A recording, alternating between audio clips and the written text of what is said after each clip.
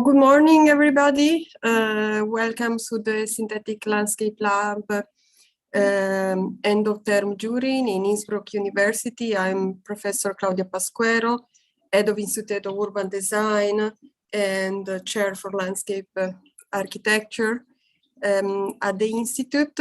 We are looking forward to see the project of the student today. We will have students that go from pre-thesis to third, fourth year, and second year.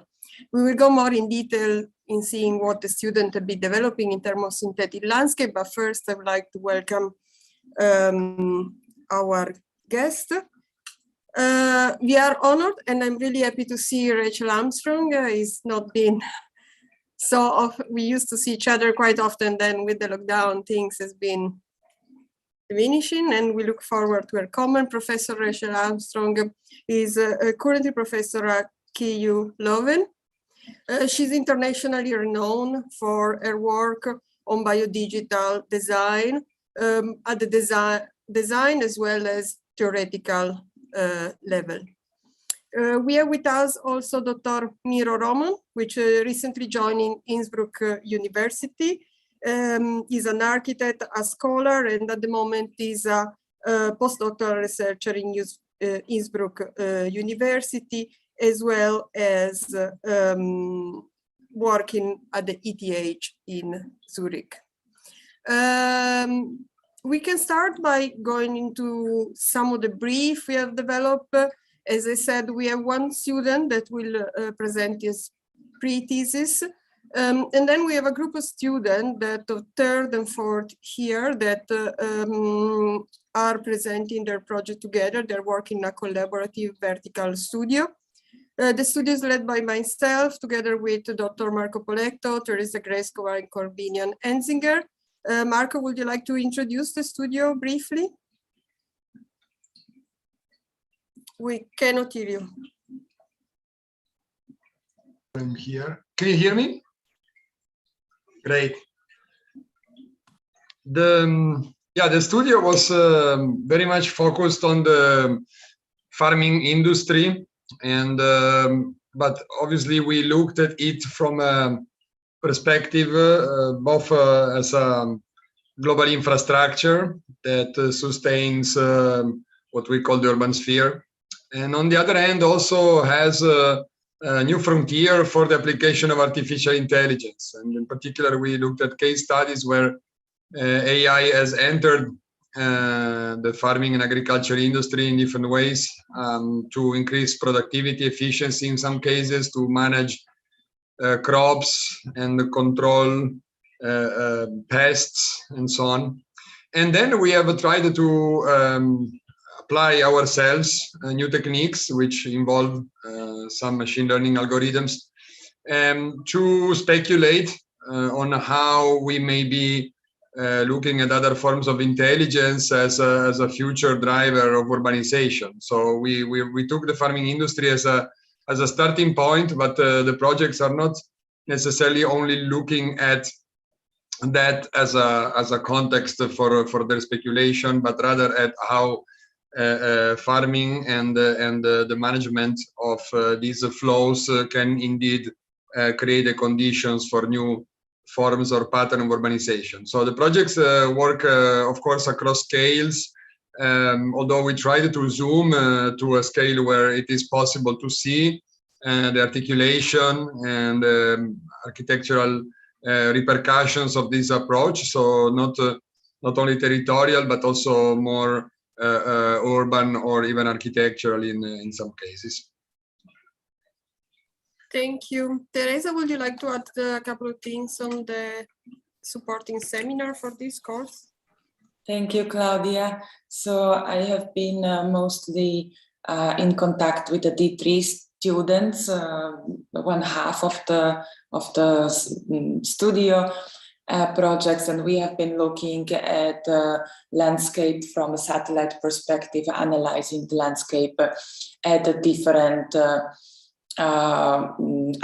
from different aspects and from different point of view, extracting particular type of information based on chemical composition of the land, water, wetness, solar, and so on, and extracting these in order to create, I would say, networks of informations and flows. Thank you. Thank you. Then we have few groups from the second year studio led by Maria Kapsova, Artem Konevits, and Vadim Smatkin. Maria, would you like to introduce? Yes, sure. Thank you very much, Claudia. Yeah, we're working with the second year students and we are based our research in the Alpine region. We are taking absolutely non-problem solving approach, and we are looking to the most beautiful site. We started our studio from the research tree, where we are looking to this landscape, which is very complex, which is going through the different heights and complexities. And we came there to start observing all the natural systems and in the same time looking to them in nowadays, understanding that basically all this area is absolutely synthetic and man-made, right? And we started to read the landscape with by the different means of photographing, scanning, drone monitoring, in order to observe all the intelligence of the natural systems which are still present there and find new ways of interaction with that, and maybe converting this landscape to the productive landscape, which is still used by human, but which is basically approached in a different way of on the terms of the communication with the non-human agency in this region. We had a great skill course running in a parallel with the studio run by Vadim Smacht and Artem Konevskih, and they were exploring two different tools. One of them is VUV Gamma and another one is machine learning. So basically we have been introducing quite a hardcore computation for our guys in order to see how the computation is becoming becoming an inherent part of this landscape and how we could basically evolve it through the different means. So this is very briefly, but through the projects, I think you'll grasp a bit more. Thank you, Maria. And we will also have a few students from the theory course led by Dr. Ilaria Di Carlo. We join us at the faculty this year, and that investigate the definitions of synthetic landscape. Ilaria, would you like to say a couple of words on that? Thanks, Claudia. Very briefly, we basically try to understand what is the theory, the contemporary and historic theory that grounds all the speculation of synthetic landscape within a theoretical framework, which ties back to the notion of posthumanism. So we have been looking at different kind of authors from Bruno Latour, Jane Bennett, but then and Braidotti, Lovenput Singh, and Rachel Armstrong. Actually, we looked at many of the writings of Armstrong, and we push together all these different writings and theories to try to come out with the students' personal definition of what a synthetic landscape is, how they understand it, and how they envision it. So today they will present their own vision, their own definition through a glossary that they have put together. Thanks.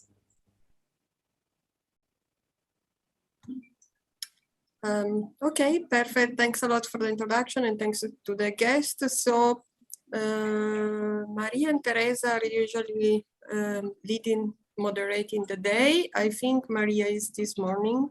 Yes, today I will be your guide. So we will start today with the presentation of our diploma student, Patrice. And we have Dr. Marco Paletta as external examiner today. And of course, we will be very happy to see all the comments as well. Patrice, the stage is yours. You can start. Thank you. You have the screen now as well.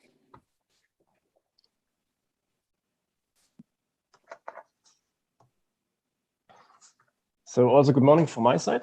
I'm Patrice and I'm welcome to my greenlight presentation of the project Vertical Living. I will start with the project proposal, then the sites, some mapping, and then furthermore with the sun study and my design. I'm starting with the project proposal. Cities are one of the drivers of climate change. 87% of energy is consumed in cities and over 60% of greenhouse gases are produced there.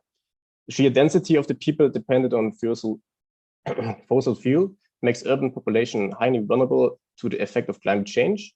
So less green spaces due to ground sealing further aggravates the problem through urban heating. Currently, 55% of global population lives in cities, and it's still rising. Natural land is increasingly being converted to an urban context and built on, causing cities to grow. The amount of sealed land is increasing. The cooling effect of the natural surface on the environment is reduced, causing CO2 emissions to increase and cities consequently to heat up. Cities are currently responsible for 60% of their greenhouse gases, and we are caught in a cycle that is spiraling upwards. And the map in the background shows the epicenters of the carbon footprint of America, which is primarily located in the cities. So what are the greenhouse gases?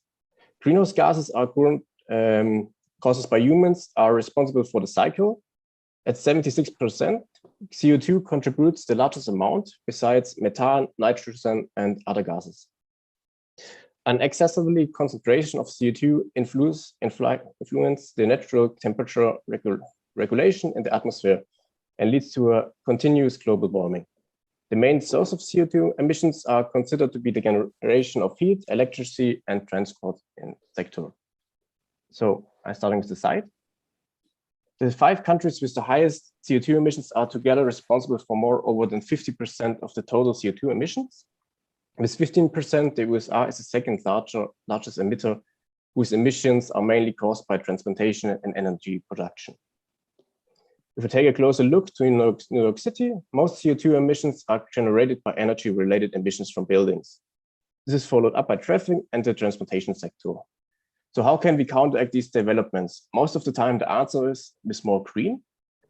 And here, the problem of the urban heating arises. Urban heating means that sealed surfaces in the cities heat up due to solar radiation and cannot be cooled due to the lack of greenery as a cooling function. Thus, at night, the surface radiates the heat and the cities are getting warmer.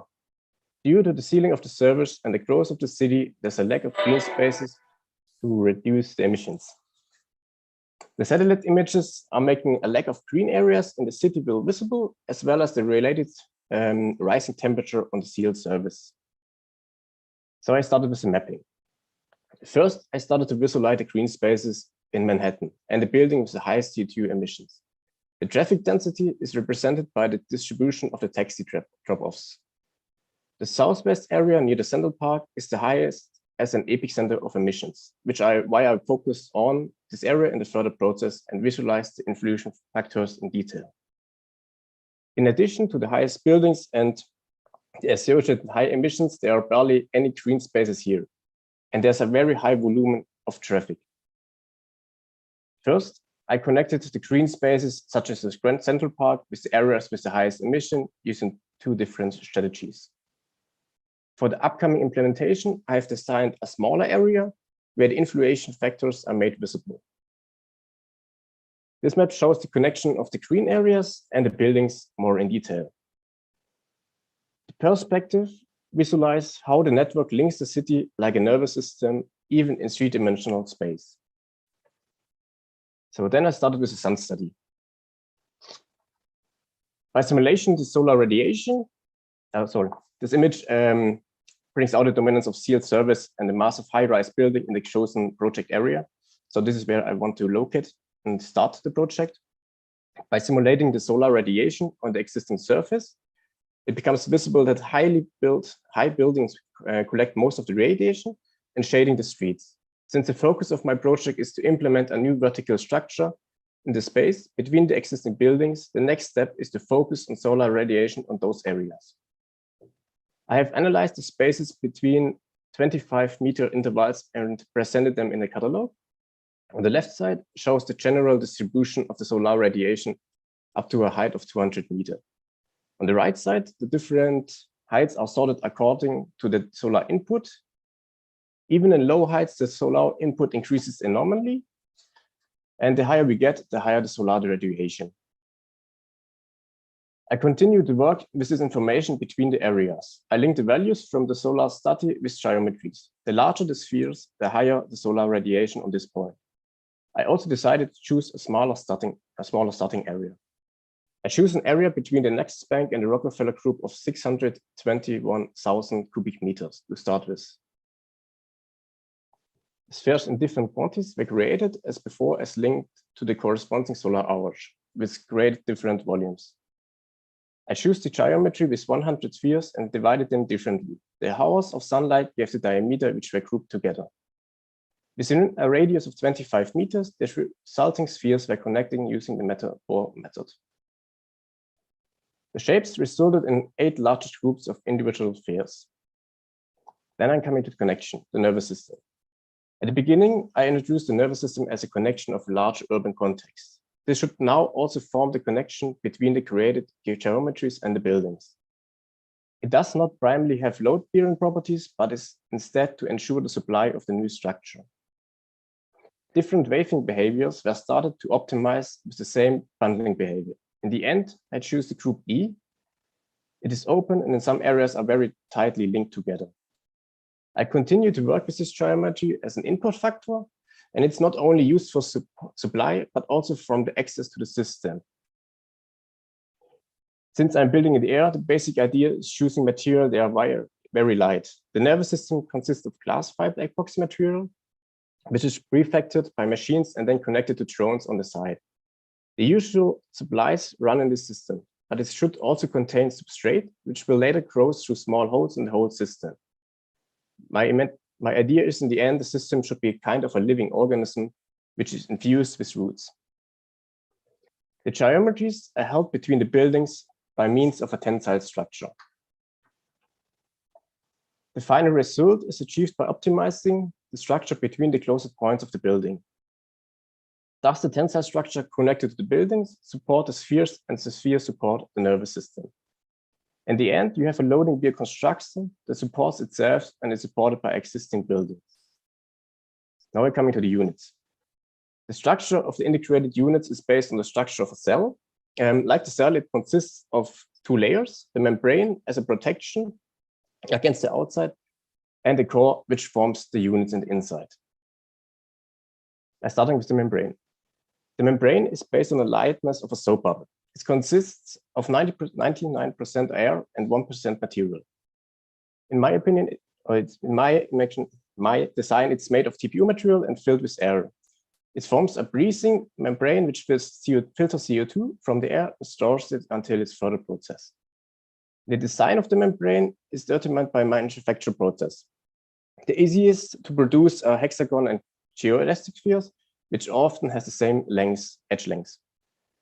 I evaluated the inflatability of the project's shapes and decided to continue with the triangles. I inflate the structure is self-supporting, and I use this advantage to hold the nervous system in the inside. In order to assign the membrane a breathing function, an algae circulation system is integrated into it. From the source of water, sun, and carbon dioxide and nutrients, biomass can be produced through photosynthesis, which is on the one hand can be used as a source of food, but on the other hand can also be used as a green biofuel for composition engines due to its high oil content and as an energy source for fuel cells through the production of biogas.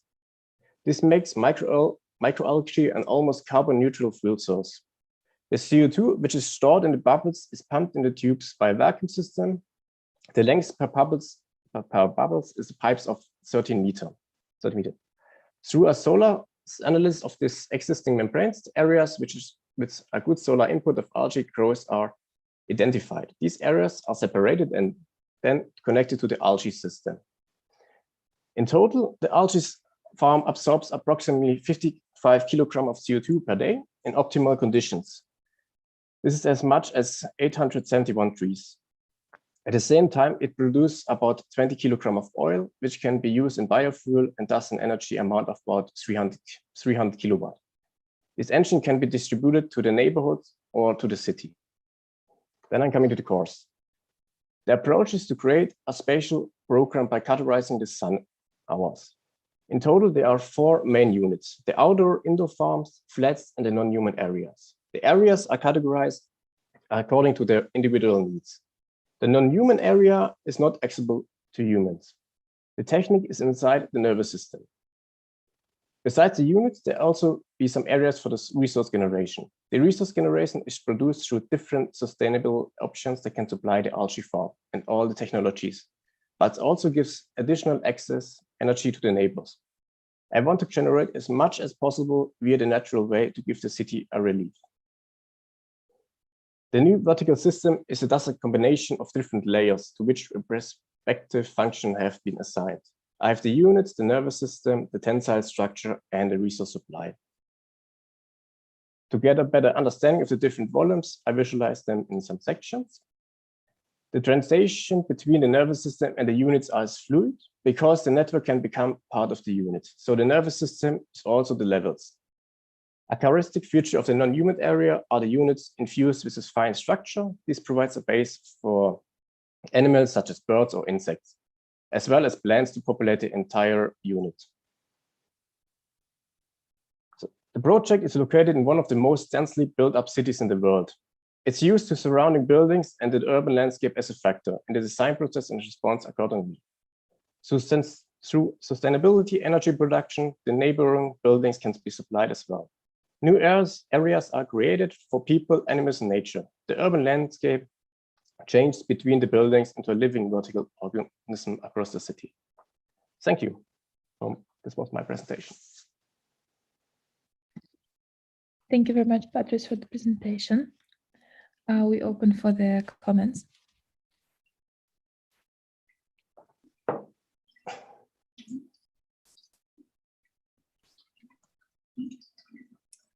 Thanks, Patrice. Before Maria moderate, I have to thank Patrice and Wiebke for the presentation yesterday and today. As I said yesterday to Wiebke, I think it has been a very complex year and you didn't work with us before, so you did a lot of step further. But for me, this is a very good pre-diploma level. We are not at the thesis level. Then I open to comments so the guest can give you suggestion. But I will write you an email later. For me, it will be like, if now you will finish the pre-diploma, you will be a very good level.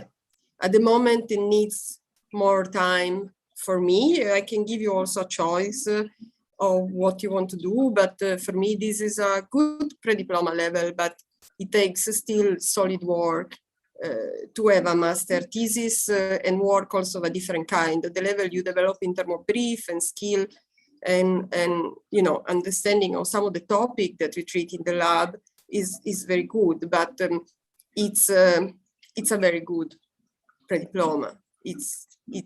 But you know, you did work very hard, and I understand the condition, and also you didn't work with us before, so there was quite a lot of ground to catch up that you have done. So I wouldn't stop it here, but I would make a plan to finish with a good project. You can also, you know, just decide to finish, but that's not something that usually in the synthetic landscape lab, we just don't finish. We try to finish well. Okay, thanks a lot for the presentation. If the guests want to give suggestion on how this thesis could be developed, and especially I think what could be the core element of design innovation that can be developed, that usually are really a key point in the synthetic landscape lab. At the moment, there are drawing technique and the brief, but still is missing, similar to the presentation we saw yesterday at this level, is missing an element of research and design innovation that has been investigated with depth, in my opinion. I leave the word to people that have not seen the project before. Hello.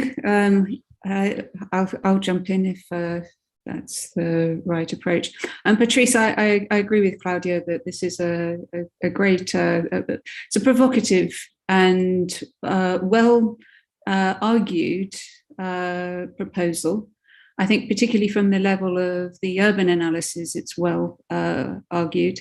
I think for me where it's weak is how the different elements that make up this nervous system come together. What what I didn't get from your drawings is the relationship between the membrane, the algae, what exactly the nervous system was, how it relates to the building. It seems at the moment quite stuck on the outside. You know, does it actually extend into interior spaces?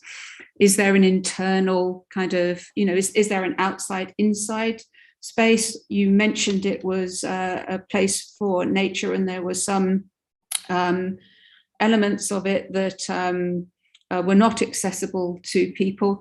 I'd really like to understand why and how these different domains within the space start to evolve. So I think my first question is really there's a technical resolution that I'm not getting from the drawings, which is how does that membrane? I know it's filtering air, but that's a bit different from algae, and algae have mass, and your bubble kind of seems to me to be some kind of aerogel. So I'm really looking for a kind of a detail that will help me understand how these different elements intersect, and what the element, let's say, if your nervous system is modular, is it kind of organic and actually self-propagating? Is it something that is instrumented and facilitated by people? Is it instrumented and facilitated by, you know, kind of spore formation and wind, you know, vectors? So there's a lot of kind of, there's a technical kind of knitting together that I don't see in the drawings. You probably know all this. Then there's the kind of the idea of the unit of this, if there is a unit, or whether this is kind of like a giant superorganism, a bit like a soil that kind of assimilates multiple bodies in different spaces. And then, you know, how does that entity propagate? And from that, then the spatial qualities of this that allow us to, you know, so from your picture there, I can't intuitively read which bits would invite non-human or which would be off to the human. I mean, at the moment, I wouldn't go anywhere near any of that because I'd probably fall off. Maybe I might. I couldn't crawl out into the spheres in the middle. But yeah, so there's a kind of. Claudia's right. This is a good project, but I think there's a technical detail that's needed. There's a kind of a unit for discussion. So the integration of your technology space, a kind of inner life of this thing. When does it do well? When does it change? When does it hate us? And then, you know, the spaces, the spatial consequences of its existence, inside, outside. Why do the different communities gravitate towards the different domains that it forms? And what's its lifespan? What is it, you know, how long does this thing last? Forever? Hopefully. I think it will be changed over the time. The bubbles will change color, the routing system will change, the nervous system will change, and it will get bigger. But there are some really good points, the lack of detail and how it works. I will work on this one. You've got an excellent context. I mean, you've very clearly laid out why a weird thing like this should exist. So I completely believe you on that level. You know, it's a compelling argument. You've really done your groundwork for it. For me, the bits that aren't quite so convincing are the, you know, are we looking at a soft technology here? Are we looking at, you know, something that is part person made? Are we looking at something that's actually part algae made? You know, there's a kind of quality of being that I think will help you kind of integrate I think you need to look at it from a creature perspective as well as from the architectural perspective. That's a good point. Yeah, that's a quite good point. Yeah, because if this is living or semi-living, you know, what does it want? Is it looking, you know, is it like a hermaphrodite and it can quite happily propagate itself? Is there another one of these that it's seeking? You know, has it got ambitions to be a god? I'm thinking of that wonderful, really dark book. I'll think of it in just a second. Nezorami. Essentially, it's a story about oil that is a creature, and it has this kind of dark ambition to be God, and so through its oilness. I'll write I can't pronounce the name. I'm sorry. I will write the name of the book in there. But it's a beautiful, weird book. The book takes the form of an archaeologist who is digging up texts in the Middle East, and he starts to uncover this kind of Machiavellian plot by oil to take over the world, using people as the vector through which its dark might becomes propagated. So it kind of would fit into some of the fossil fuel-based ambitions. Negorostrami, I think. Anyway, I'll write it down and I'll stop talking now. Thank you. Thanks. I think this what Rachel was just mentioning. This would be very interesting, to think of this thing that you did as a character in the city. So what kind of books does this thing like? What kind of movies does it like to watch? What kind of plants are its friends? What kind of plants are its enemies? So to give it a character, give it a personality, give it something that it wants. So what are its fetishes and so on. So then you can try to profile it. And I think so the way how you set it up, you say, okay, the climate is changing. So my question would be, hasn't the climate always been changing? So if you have different climates, you have different atmospheres and so on. So then if it is so, the cities are drivers of this climate change. So this thing is a kind of a tricky one if climate is always changing. So this means what cities are driving is a specific kind of a change. And this is what's interesting with global warming is that before 100 years ago, we didn't have any sensors. So we couldn't listen how the climate was changing. So now we have 1 million sensors around the planet, and then we can listen how it's changing. But before we couldn't listen. So we have to imagine how it was changing. And then you say at one moment that to counter these problems, we just need more green. And if you set it up like this, then you have a moralistic project. This means you want to make things good, you want to save the world and so on. So here I would be careful how to set it up. And I think if you think of this thing as an organism, so you say it's a nervous system. So, and if it's a nervous system, then the question is, what is the body of this nervous system? Does this body have certain organs? How do these organs work out and so on? So then it's not enough to say it's the green will solve the problems. So it's not about making the world a better place. It's about having a position of how to act in a certain condition, let's say. And then if you think of it in this way, then the question is also if it's a nervous system. So is it a nervous system of a building or is it a nervous system of a city? And I don't think this needs to be exclusive. So you can say, if we look at this thing as a nervous system of a building, then it's like this, and that. But if we look at it in a different way, if we look at it from the scope of the city, then we can see it like this, and that. So kind of trying to characterize it and work with these things in different ways. And there is also, for instance, how you can think of this, there can also be the idea of a parasite.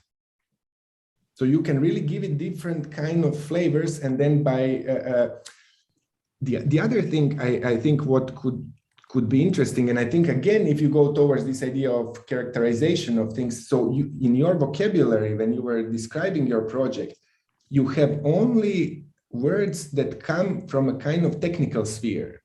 So it's the climate, it's a kind of change like this, then there are these parametric setups and so on. So how would you integrate, for instance, certain cultural elements? So because city is a place where all the cultures are coming from, these kind of things. And then in your vocabulary, what would be interesting also is to integrate certain words which come from the domain of architecture. So for instance, you never mention something like a floor, like a window, for instance, or like proportions. These kind of some words from the architectural sphere, this could also be interesting. And then the last thing, what I would ask myself, when you do this kind of projects, because the way how you set it up and the way how you make the narrative, the project is a project for any place. So everything is argued and organized in a generic systemic way. So how to address specific things, because it's different if this thing that you are designing and thinking about is in New York, or if it's in Shanghai, or if it's in Vienna, or if it's in Innsbruck. These things will behave in a different way, and would be nice to think of it. And in my understanding, the way how to get to this place and how to bring all these things together is what Rachel was suggesting, to think of it in a fantastic way, not in a way of a system which wants to produce. So a productive system. I would think of it more as a performative thing, whatever it is. And then the question is, what do you think is a system? So what is a system? What is a part of the system? What things are outside of a system? Is there anything which is outside of systems? I think this is also tricky to think what is a system. Yeah. Thank you. Some really good points.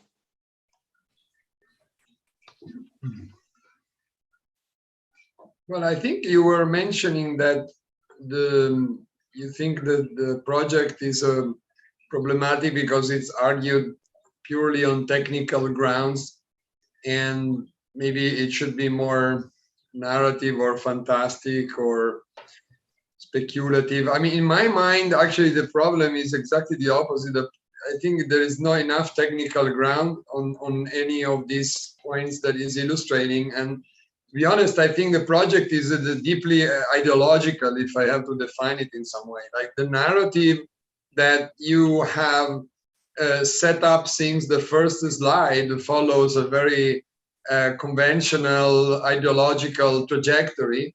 And I think that's what creates a problem when you come at the end of it.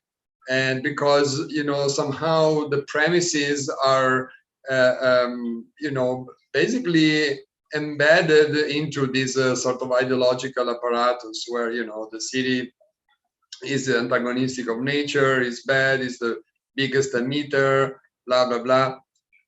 But luckily for you, I think there are some very good moments in the project. I think Rachel already pointed out, I think the analysis that you've done, it's very well executed. And I think the moment you don't look at it simply as a kind of analytical step, but you begin to recognize this just as simply as a different way of depicting the city or depicting Manhattan as a sort of three-dimensional field. I think you know the whole thing becomes interesting. You're discussing the heat island effect, which is we should actually haven't illustrated, I think, clearly enough in terms of the way it works or the multiple levels of it, because you know it has to do with albedo, color, material properties. It has to do with morphology, canyon effect. It has to do with you know, wind patterns, microclimate. So there are multiple factors that are playing, and it's kind of really beautiful if you begin to explore all these factors technically in 3D with material properties and using all the arsenal of tools and techniques that you have. I think that will bring you into a new depiction of the city that will uncover potentially very interesting aspects. And then again,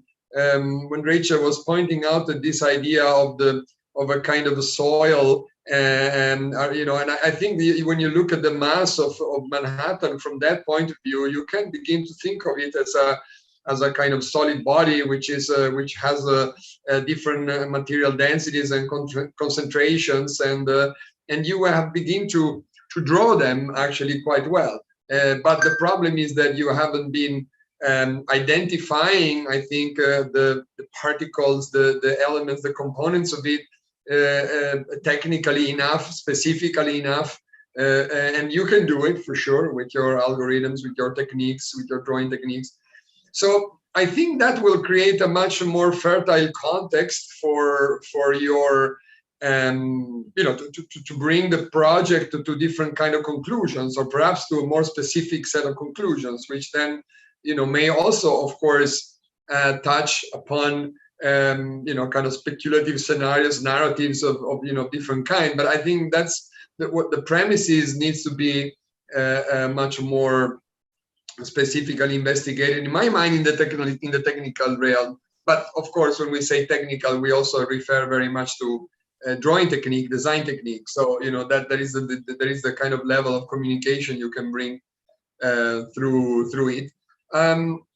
Again, I also agree with Miro that more clear references to the world of architecture would be useful, but not, again, just as a quick name calling. I think it's really about looking at because this kind of structure, these kind of ideas have crossed the last probably 60, 70 years of the history of architecture, from Buckminster Fuller, Fra Iotto, you can go to Saraceno, and, I can think of many names, right, that have looked at these kind of morphologies, type of structures, flying systems, tensional systems, living soils, and, of course, Rachel's work as well. And, so I think there is a wealth of references there that you can connect to, not again just simply to take inspiration, but perhaps to make a little bit more of an analysis of what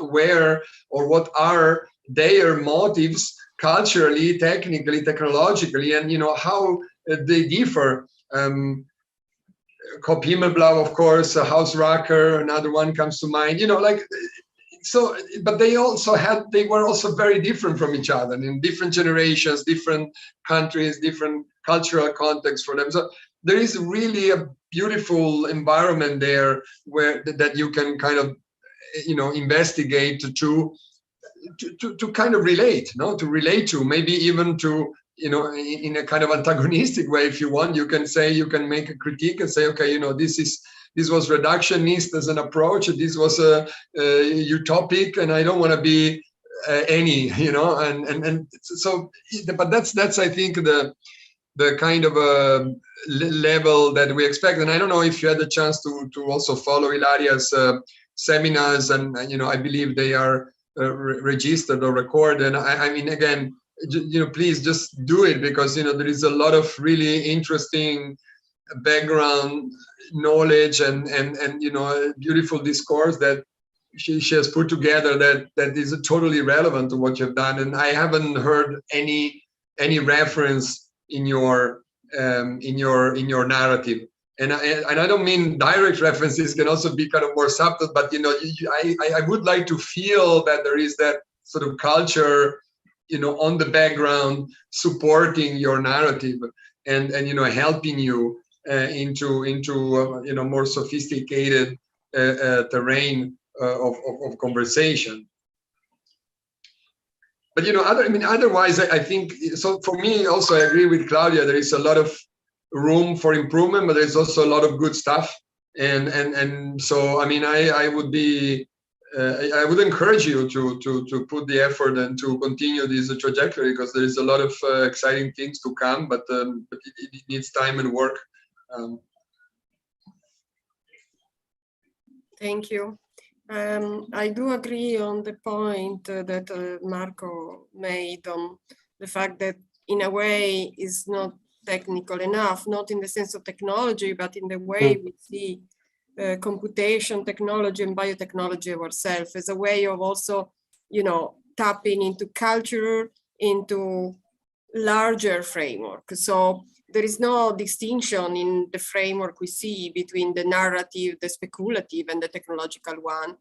And in your case, there seems to be still this difference, but I think that is because you just started to work with technique and work with brief on the other side, and you didn't really manage to achieve this aspect of living organism, not only in terms of project, as Rachel was mentioning, but also in terms of your design method. It needs to become a living organism where we don't depict anymore the difference between what is highly technological and what is highly speculative. The two are merged together. Technology becomes a technique and push culture. That is what we want you not to, fully develop. That might be a PhD task, but at least to enter in, so that you manage to have an idea of how ecological systems are not, tackle or solve through a new technology or a gadget, neither by a narrative,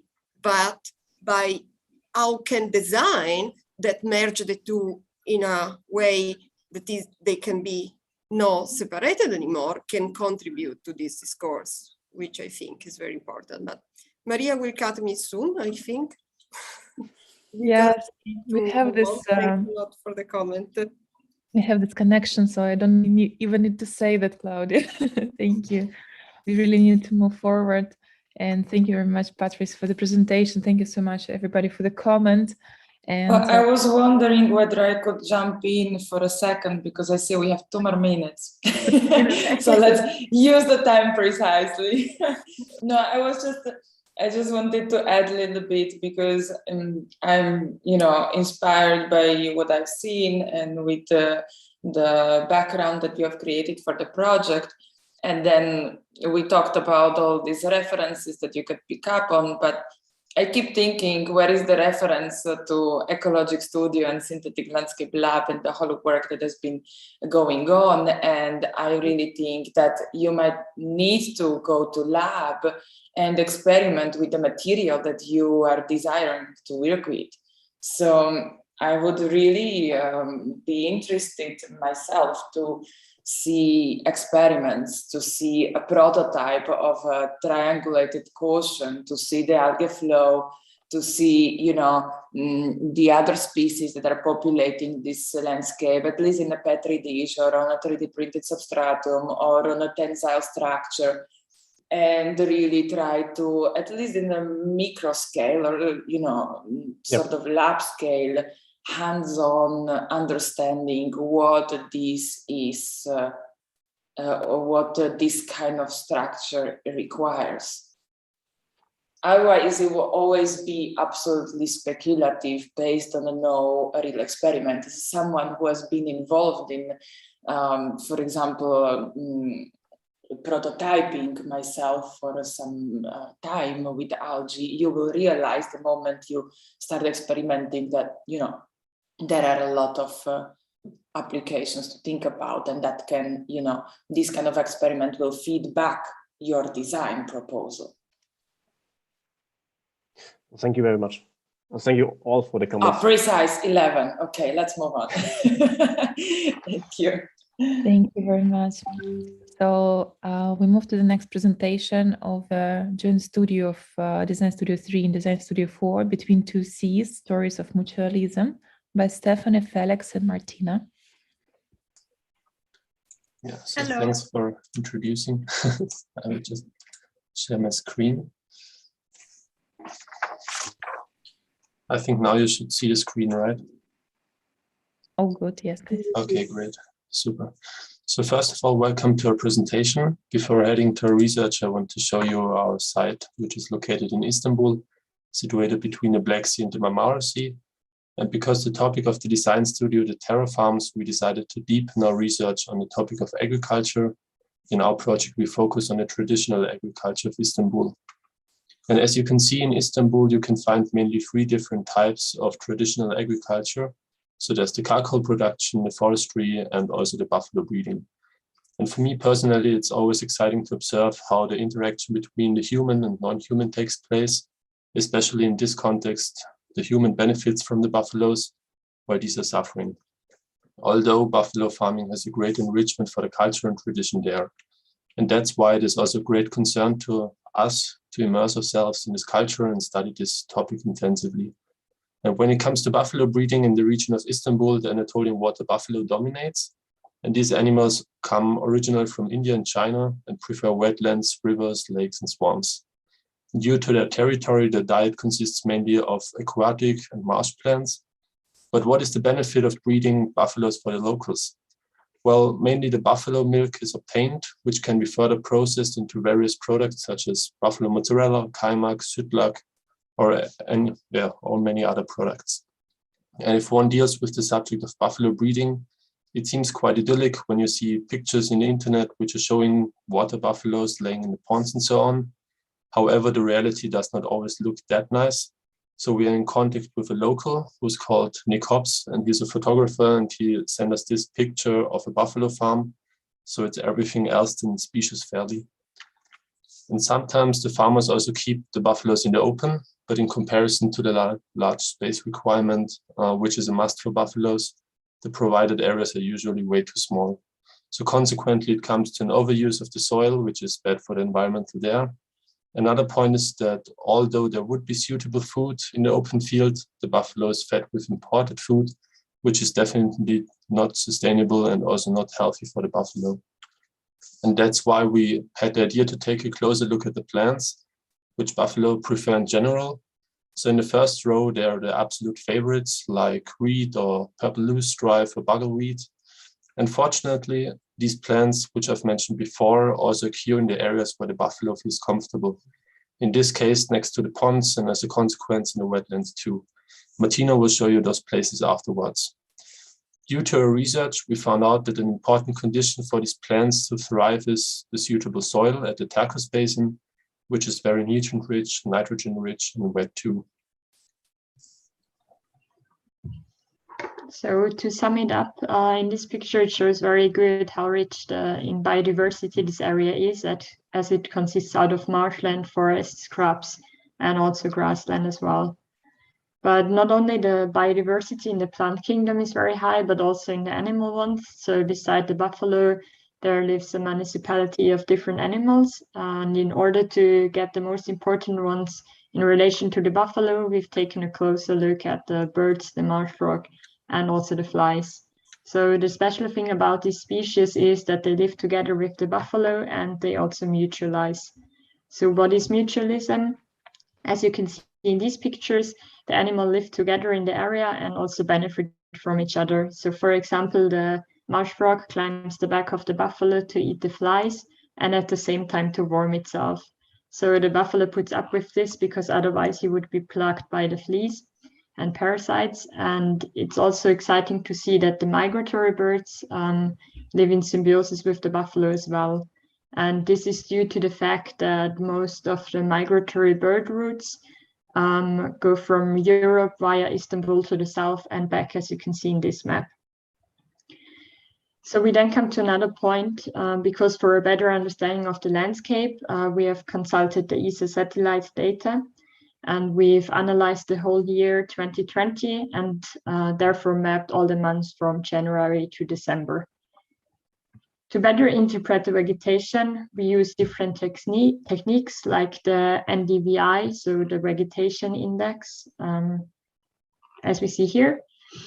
And the different colors here map the vegetation types. So the pink shows the deciduous forest, the orange describes scrublands and tall grasslands, and the blue shows here the meadows and fields. And the gray is the build-up area in this case. So when we then take a closer look at the comparison of the different months, we see a big difference in the vegetation. And the reason for this, among other things, is that the forest consists mainly of deciduous trees, which lose their leaves in autumn and get back in spring. I think my internet just hung up. Can you hear me? Yes, we can hear you and see the image. Okay, because I don't see the next slide, so I'm not sure. We see it. We see the wetland slide, the big one. Okay. Since the wetlands and the water area plays a major role in the buffalo's management, We have used the water index to locate the areas and to have a less or more moisture content. So the darker the area, the higher the moisture is. And since the moisture index does not correspond to the value on the Earth's surface, but to the vegetation itself, we see a high moisture content in summer because the trees store a lot of water in the leaves. And in spring and autumn, we see a high moisture on the fields and grasslands.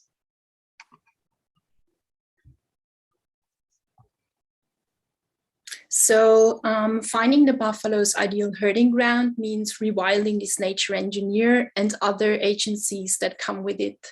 Thus, other intelligences and their knowledge can be intelligently used to improve and integrate natural cycles into environments across different scales. We aim for a model of interaction between human, machine, and biological agents at this abandoned mining site, once heavily impacted by human disturbance and now reclaimed by those animals. Cattle that move around brings benefits to the areas impacted by its ecological intelligence. As we've heard, more than 200 plants are distributed via fur, and frogs and also migratory birds hitchhike on their backs. This movement makes them ideal for AI tracking systems and also preservationists of territorial traditions. The special focus here is therefore, as said, on the water areas of these animals. We have used machine learning as an infrastructure system. Natural, artificial, and complex elements that are connected in strategic interaction. Different kinds of ecologies are playing together that are connected and informed by human design. Cattle are moving freely there, informed, but also reciprocally controlled by the drone shepherds, thereby reclaiming this territory holistically. A new form of landscape emerges, which is seen as an open-ended process. The actors are controlled, but in a democratic way. The drones learn from the buffalo and vice versa, thriving on each other's intelligence, leaving their marks and tracks as they go. So here on the next slide, we can see the output of one of the multiple cycles from machine learning to show how the landscape changes with the free movement of the animal and its connected agencies, trying to allow their intelligence to inform this open-ended process. So we will click through 3 exemplary cycles from the machine learning process. It might take a while. The file is very big. So as you can see here, it is in general about designing an infrastructure that does something. This results then in an interactive map with all the participating agencies.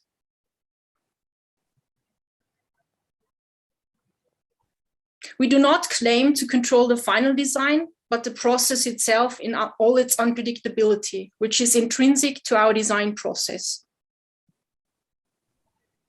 Yeah, and to conclude our presentation, we would like to summarize our concept again. So the basis for analyzing the buffalo routes is the vegetation analysis, which you have already seen in the previous slides. Then we filtered the optimal wetlands, let's say, which have a decisive impact on the buffalo's path.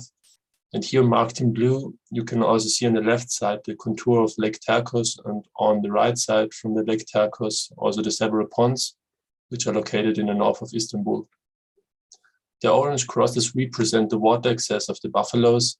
The white lines illustrate the buffalo paths.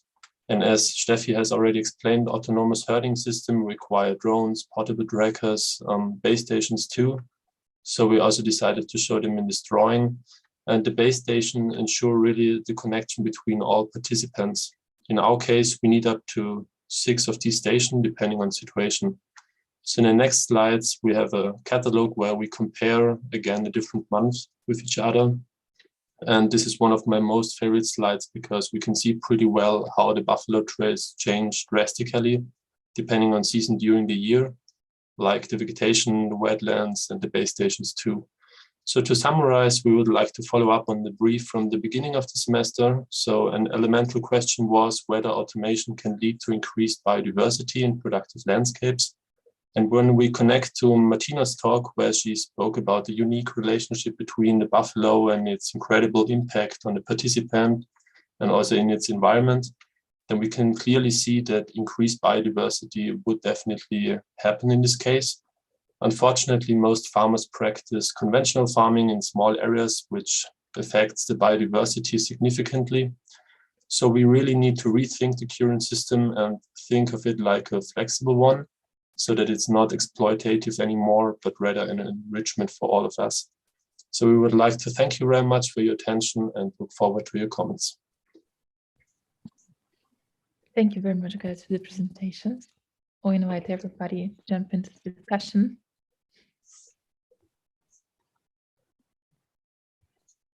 I can make a start if that's okay. Thank you guys for, I think, beautiful images. The buffalo are really appealing, particularly I think the image I was struck with when you mapped the buffalo using a kind of a topological tool. I thought that was a lovely moment.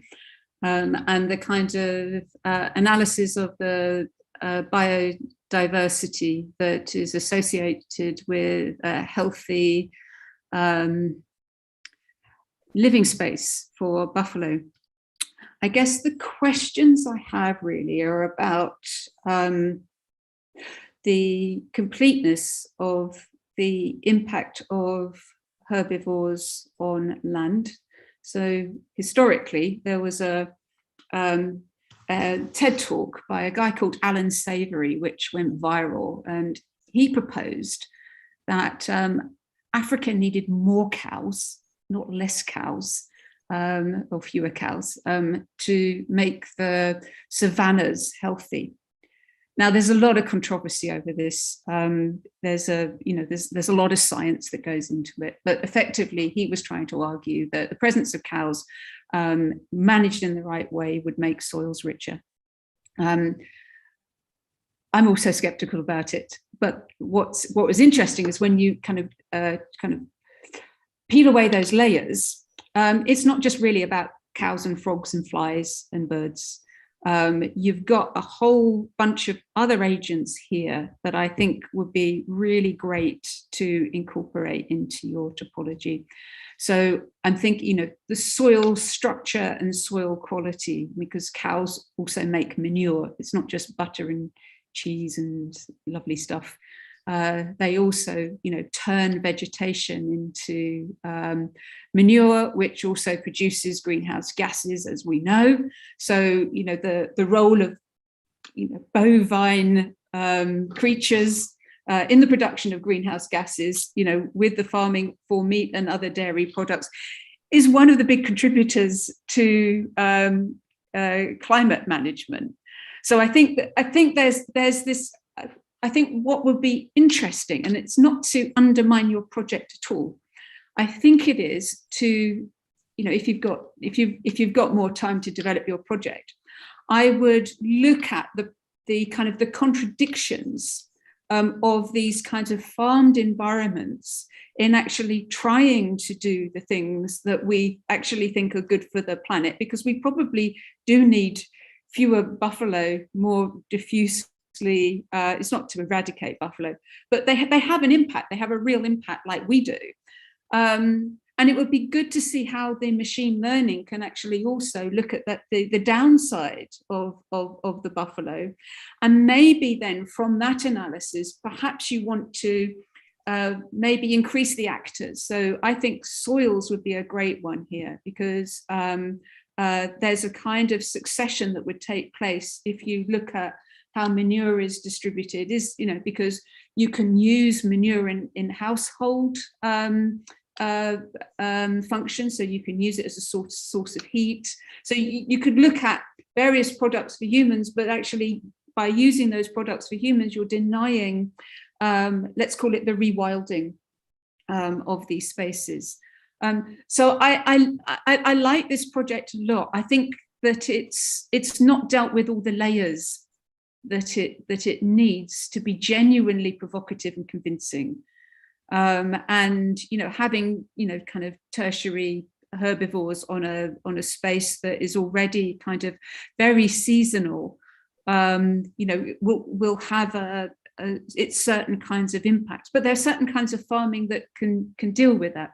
So I think there's more room in this project to create a kind of a complex and difficult discourse about land management and its effectiveness with time, and maybe to make some provocations about, if we reduce the number of buffalo, if we increase the number of buffalo, if we kind of get rid of the humans. I mean, I think there are different degrees here that I would really love to see discussed in the very graphical machine learning way that you've revealed. So I guess it's the data and the intelligence and where you position your findings. And I think, going back to the previous project, in some ways the temptation is to fix this, when in fact what I think that this machine learning can do is to increase the problematics of a space and kind of give us ethical dilemmas and spotlight our anthropocentrism and our kind of imperial impulse to control the, what constitutes biodiversity within a space. So. Thanks for the comment. I agree with Rachel, very beautiful comment. I was wondering though, whether we need less human or different human. The type of interaction, because she was mentioning about the human present into the ecologies, and somehow I was speculating on what next step the project will do, because some of the students will continue for another term on this. And in a way, at the moment, the buffalo offer products to the human, but that doesn't increase necessarily the awareness that us as human have of ecology, and therefore doesn't change the way we interact with it. So can we imagine this, again, this map, this machine learning, as well as a way for us to interact with this kind of ecology in a different manner? I make a very personal, banal example. My son is passionate about tarantula. Okay, maybe he took it from his mom. But if you are passionate about tarantula, you cannot have a relationship with a tarantula same as you have with a dog or with a cat, right? Because that's not the way you interact with tarantula. But you're passionate about its behavior, about learning about the environment, about observing. So you need to develop device of interacting with these other non-human organisms that are else than the one of a pet. So I was wondering whether, in this sense, there could be a way that this map becomes more than a planning tool or an organizing tool, and becomes a way of effectively create a different type of interaction with this ecology that have their beauty, their interest with the human inhabitant, that it is not about feeding, because maybe that type of interaction is superseded. I think that would give also a more clear meaning to some of the drawings that you have been doing, and maybe also will give you a more clear ambition for the machine learning drawings that you have made, which in my mind are probably the weakest bit of the project, in a sense that I don't see yet how they contribute to the conversation as, for example, this one does. Again, I think connecting back to also what Rachel was mentioning, I think the materiality, for example, that these machine learning drawings bring is very interesting. I think at some point you mentioned of this particular site that was a mine, and that you are proposing to kind of transform or retransform through this kind of process or systems of yours. And I think it would be interesting to actually make more clear scenarios of how that site would look like, after months or years of transformation. And you were mentioning the traces that animals leave, and obviously Rachel was mentioning of the manure and the other element that they leave. So how is this in time going to transform that landscapes? How is this landscape going to look like? And again, with the machine learning algorithm that you have, you can also play and create different scenarios whereby you increase or decrease the numbers of buffaloes or of traces that they leave and the density of these patterns. And then, all of a sudden you have results that on one side may look much greener or colorful of plants and flowers, or on the other end may look completely brown of soil and manure and a mix of dews and so on and so forth. And I think it would be very interesting to explore that, because again, it would help you to bring up these more controversial perhaps discussions of what constitutes the success of a project like this. For example, are we aiming at creating a new landscape that look like a kind of manicured garden of flowers, or do we think it could be really cool if it's just a big pile of mud for several months a year? And what is a healthy big pile of mud versus a problematic big pile of mud? I mean, and all these kind of elements have aesthetic implications, landscape implications, biodiversity implications. And I think that's really what the project is about. Like you correctly said, it's not about proposing one final vision or solution, but I think it needs to steer a certain level of controversy if it has to be remembered in a sense, or if it has to do its job as a speculative design project. One other thing that I just wanted to point out is the question of the, let's say, friction that will certainly emerge between the implementation of your system and the boundaries, let's say, that are currently existing. Your drawings don't really illustrate very clearly the presence of, road, highways, wall, fences, property boundaries, and so on. And I think that this is, but this would be a clear issue to implement a system that relies on this kind of fluidity and ability to self-organize but that's also will be an interesting aspects in terms of design and planning, the challenging these edges, these boundaries and their presence and which one is more problematic and why and so on. I think it's another aspects that the project could claim much more openly as a sort of a completely new way of designing landscapes and infrastructures. I think it's important that you highlight the shortcoming with the existing infrastructures and systems of organization and management of these landscapes. So perhaps these layers should appear in the drawing more explicitly, so that we can see the frictions, the problematic that would emerge, especially in some locations, in some points of this landscape. Great. Can I jump in very quickly? First of all, congratulations for the work done. I think it's a very inspiring work. What made me thought, though, maybe propelled by what Rachel was saying before, it's a question of trying to understand the intelligences of the site.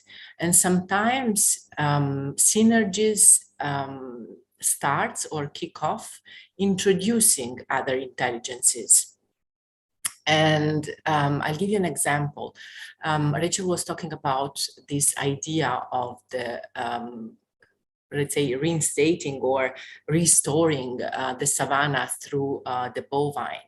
Well, in US, there is another TED talk of a guy called Michael Pollard who was telling a very interesting story about the need to recover prairies, so the national prairies in US, through the use of the buffaloes as well. But the story is told from the point of view of the grass, of the plants, not from the point of view of the buffaloes or of the humans.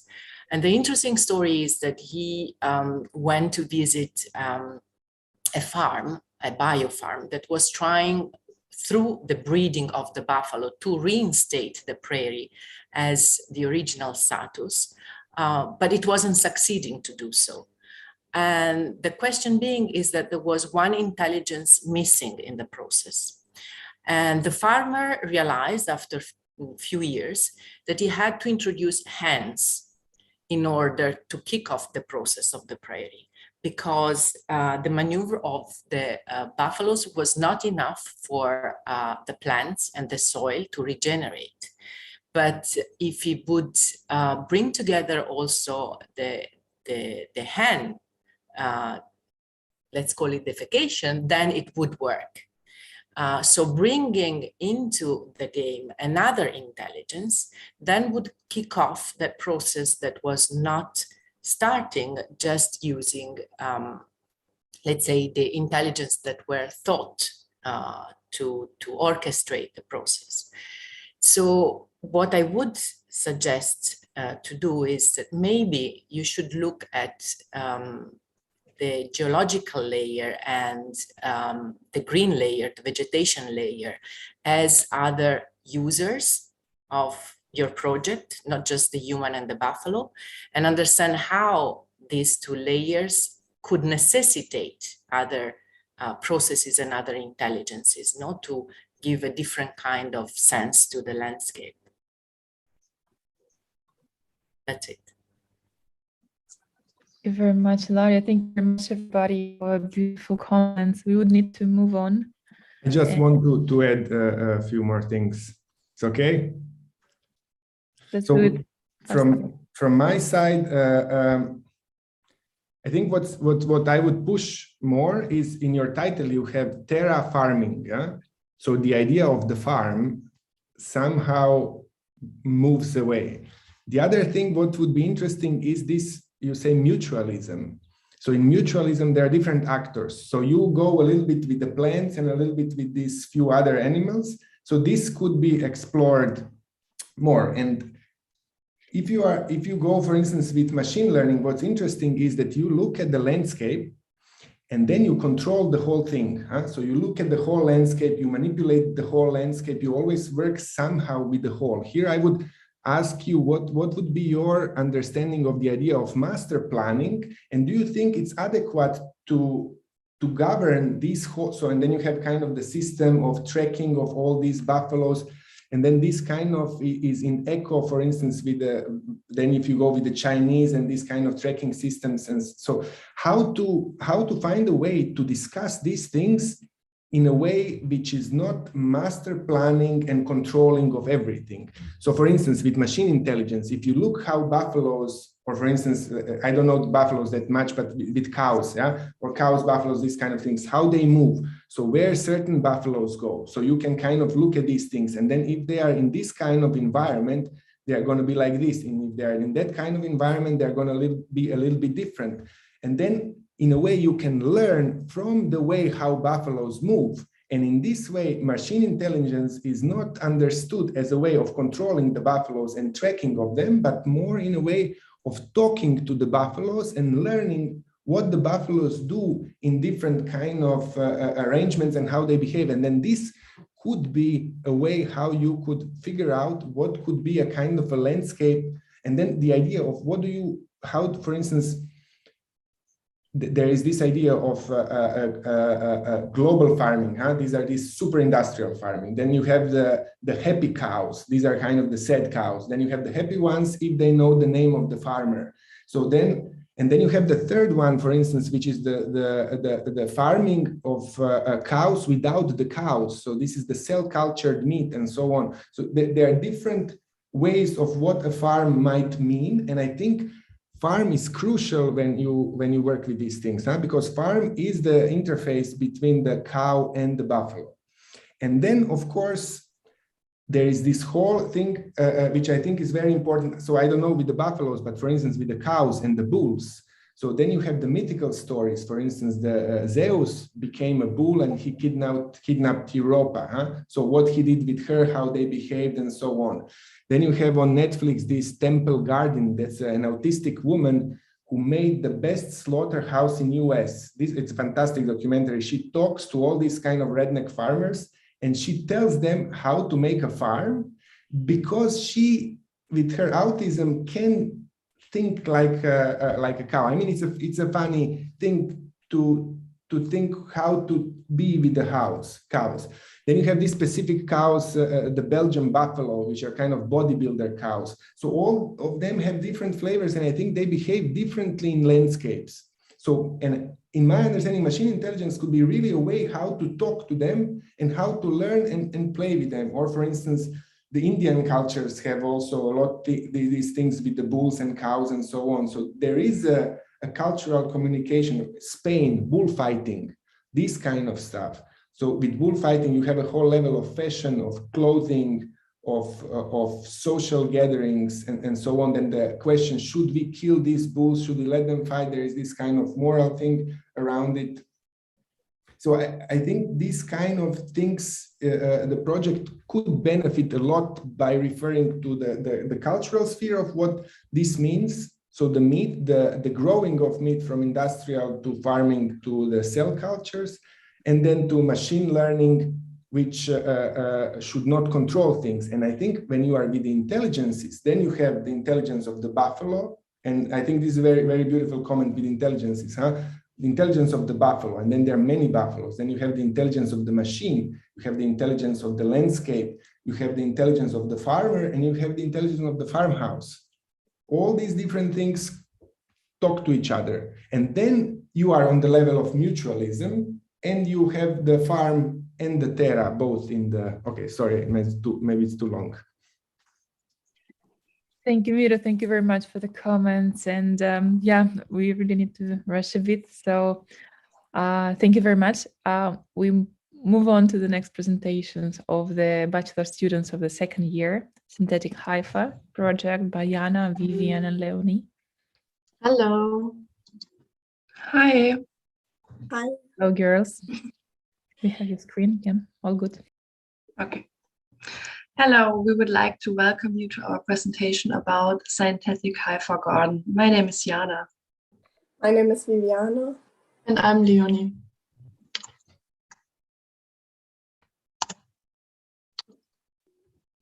Before I start, I would kindly invite you to follow our presentation with the help of our booklet, or to have a look into it after our talk, to have a better look of towards our work. You can scan the QR code. So we will start with the term Haifa. It comes from the Greek and it means something like web, but why web? So mycelium is a structure that overlives nearly every species on our planet, a mysterium, unable to put into the early learned categories, animals, plants, and humans. A whole new world that opens up when you start to dig deeper into the species.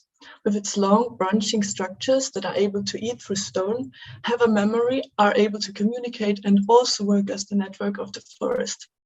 That's why it's called the Wood Wide Web. This exciting organism immediately captivated us and made us want to find out more about its structure and how it works. So let's get into our work. So together with the other groups, we went to the Oberberger Lake, our research location. The picture on the right from the perspective of a drone shows the place where we found most of our mushrooms. First, we searched for and extracted the mushrooms, as you can see in the picture on the left. And after the trip, we cleaned them from dirt and prepared them for microscopy studies. We collected the following samples at the marked spots at the Obernberger Lake. Besides the Cortinarius, the Panellus, which we collected is the only poisonous fungus. The Flammulina is used in medicine and food, as well as the Acaricus campestris, better known as champignon, which we try to grow by ourselves. A mushroom which we didn't find at our site, but we thought important for our project, is, for example, the Hericium coralloides. It's seldomly found and used in medicine. Viviane was lucky to find it during a hike when she was at home. A very interesting mushroom is the Ganoderma Lingzi, better known as reishi mushroom, mostly used in architecture and science. Since we wanted to get a better overview of when the mentioned mushrooms grow best, we made a seasonal calendar. This illustration shows the best period of growth for each of the fungi, and you can see that autumn is the best season for our mushrooms to grow. The collected mycelium gave us a great insight of the variety of the structure. We documented it to show how different the structure can grow and how much you can already see with your bare eye. The structures vary from compact and fur-like, which you can see on the upper left, to spiderweb-like and light. As we previewed in the workflow, we carried our collected mushrooms and mycelium to the lab of the university and classified the different types and studied the structure of the mycelium under the microscope. For this purpose, we used different lenses. Since I have a microscope of my own, I had been able to find out more about the mycelium growing at home. These drawings are the result of our studies. Viviane will tell you more about this growth process in the following slides. Yes, Jana already peeked into one of our topics during our research about the hyphae. I now want to initiate this topic. Pretty early during our studies, we started to grow our own mycelium in my bathroom. As you can see in the pictures, the mycelium was growing inside of a bucket, and straw and poultry dung formed the nutrient medium. We decided to document the growth every 4th day to not overflow the sites. On day 35, on top of the mycelium, a brownish fluid showed up and it seemed to stop the growth. Luckily, our first fear evaporated in the upcoming days. As you can see in our close-up catalog, the fibers were still alive. Those work as a very aesthetic pattern, which can be used for different purposes. The first fruiting bodies showed up on day 9 and had some growing struggles in between as well. We were lucky, and during the Christmas holidays, the mushroom grew up. They grew pretty fast, and soon we were able to collect our own big champignons. The next were evolving shortly after, but started to die out quite fast. I harvested 3 and sorry. Everything's fine. I harvested 3 and tried them. Of course, the flavor was way richer than the ones you can buy at the store. The whole mycelium died shortly after, and we started to dry it out to have a closer look towards the structure on the sides. Here you can have a peek into the dried entity. During our skill courses, we learned to extract different drawings from our site. I noticed that the DEM file of the QGIS program has a similar structure like the mycelia fibers that we have grown at home, as well as the following catalog of the terrain slope in different scales from 5 to 5 to 1 to 1 kilometer. To understand the growth of the mycelium and the outcome of its fruiting body, I cataloged the solar radiation at our site, divided into the whole year and the 4 seasons. As we know from the seasonal mushroom calendar, they prefer mild climate without freezing temperature. Then the next step was an erosion model of the research location. Mycelium can prevent erosion and is therefore a very important part of the ecosystem of a forest. To expose different parts of the location and the erosion, we rendered some of the iterations. Those highlight the mountains and show more of the depth. We received a different grade image with the rendered view and different material attached, and this one is zoomed into the lake. After these catalogs, we tried to regenerate pictures of our work in VVV Gamma. For the first catalog, we used the DEM file from the Obernberger Lake as the input, and the drawing was changed more and more, as you can see in the output drawings. In the second VVV Gamma catalog, we wanted to change the picture of our mycelium growth experiment. You can see how it gradually changes from output 1 to output 6. The changes remind us of the behavior of the mycelium, which forms into various structures in order to find food. For the next catalog, we took the rendered erosion iteration 36, which we also regenerated slowly. And as the last VVV catalog, we wanted to get a bit of a closer view of the research locations. So we went from the 5 to 5 kilometer scale to a 2 times 2 kilometer scale and repeated the process for regenerating the landscape. We enlarged the previous shown dataset of VVV Gamma with the help of Google Colab Notebook, the style gun generate. By improving the dataset, the maximum quality of the drawing and its complex structure was created and functioned as the base of the following steps. At this moment, the first idea to create a book came to our mind. With the enlarged dataset, we created a point cloud and imported it to Rhino to create a 3D model, which is printable. Viviane will tell you more about the following steps. Yeah, a week ago, we started our final experiment. Out of the random point cloud, we 3D printed a mold for our oyster mushroom seeds. This mushroom was chosen because the mycelium grows quite fast, and the mold is made from wood and PLA.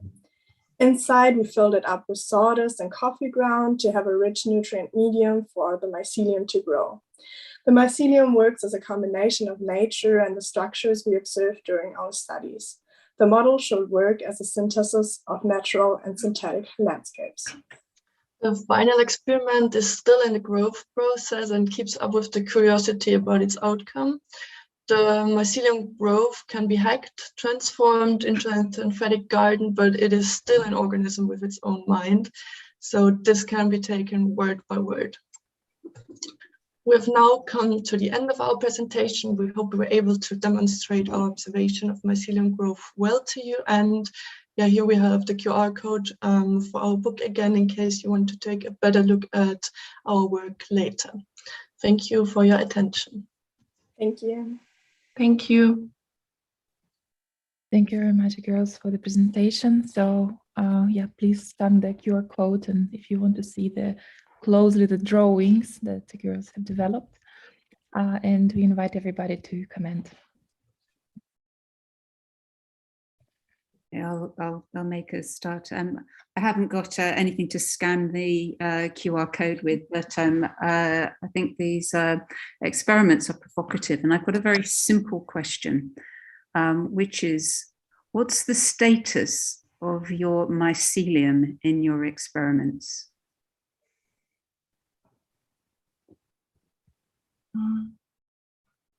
I think it's about our fascination of the mycelium, and we wanted to get like a really deep look into how it grows, what you can do with it, how you can use the structures, how you can modify them, how you can transform them in the computer, like build a synthetic hypha and work with those combinations of natural and synthetic.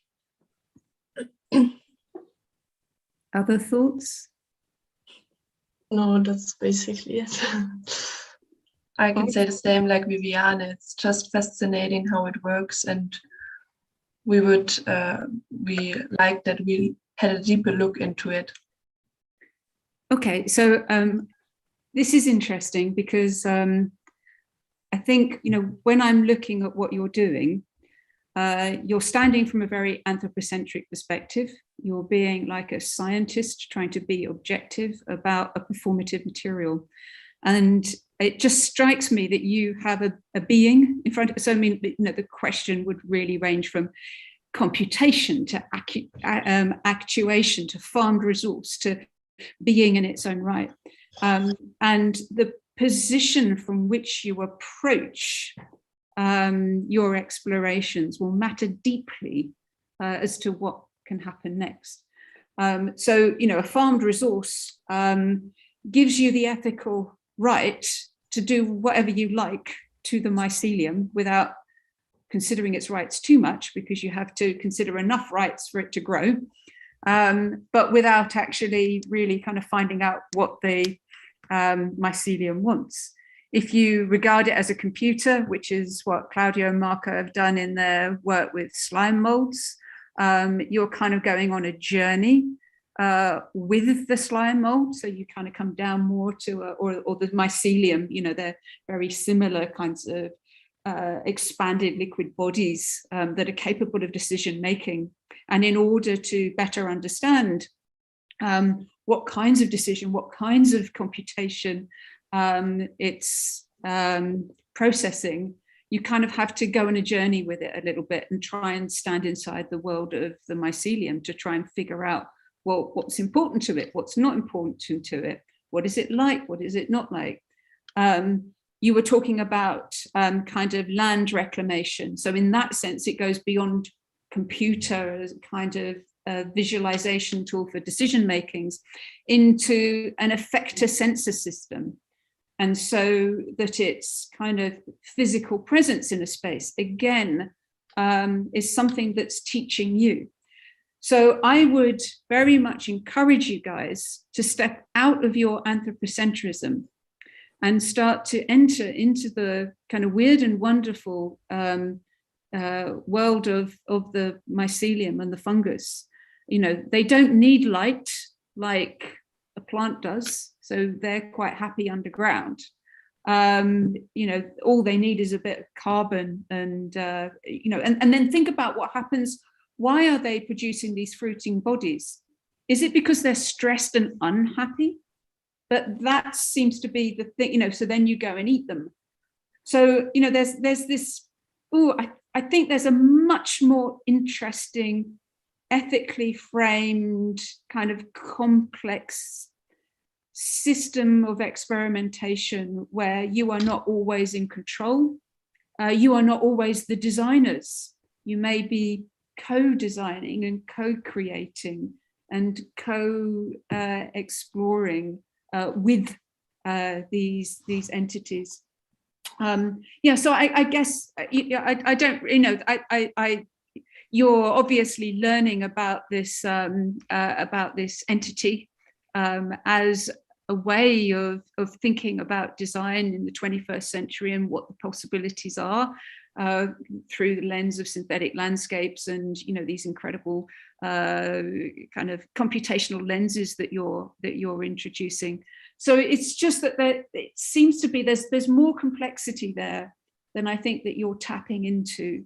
And I would certainly ask you to decenter your gaze, your control, and maybe the outcomes that you're anticipating. And I think, you know, by doing that, I think you'll find the project that kind of sets you all alight here. Thank you. Thank you a lot for that. Thank you. Yes, I agree with the comment. Thanks for the project. It's really beautiful. Maybe we can stay on another image though. We can scan the QR code, but maybe as we are here, we can stay on an image of the mycelium. This one is nice. So for me, the question is, the project is really beautiful, and I think you've been going through a process that allow you to experiment with the visual languages, which is very important, and which visual languages that are very much pertinent to the Synthetic Landscape Lab. We shouldn't forget that you are second-year students, so very, very young. And but what doesn't come across is your take, your point of view. It's difficult because your tutor have structured the course in a very streamlined manner that I used to like as well when I was younger.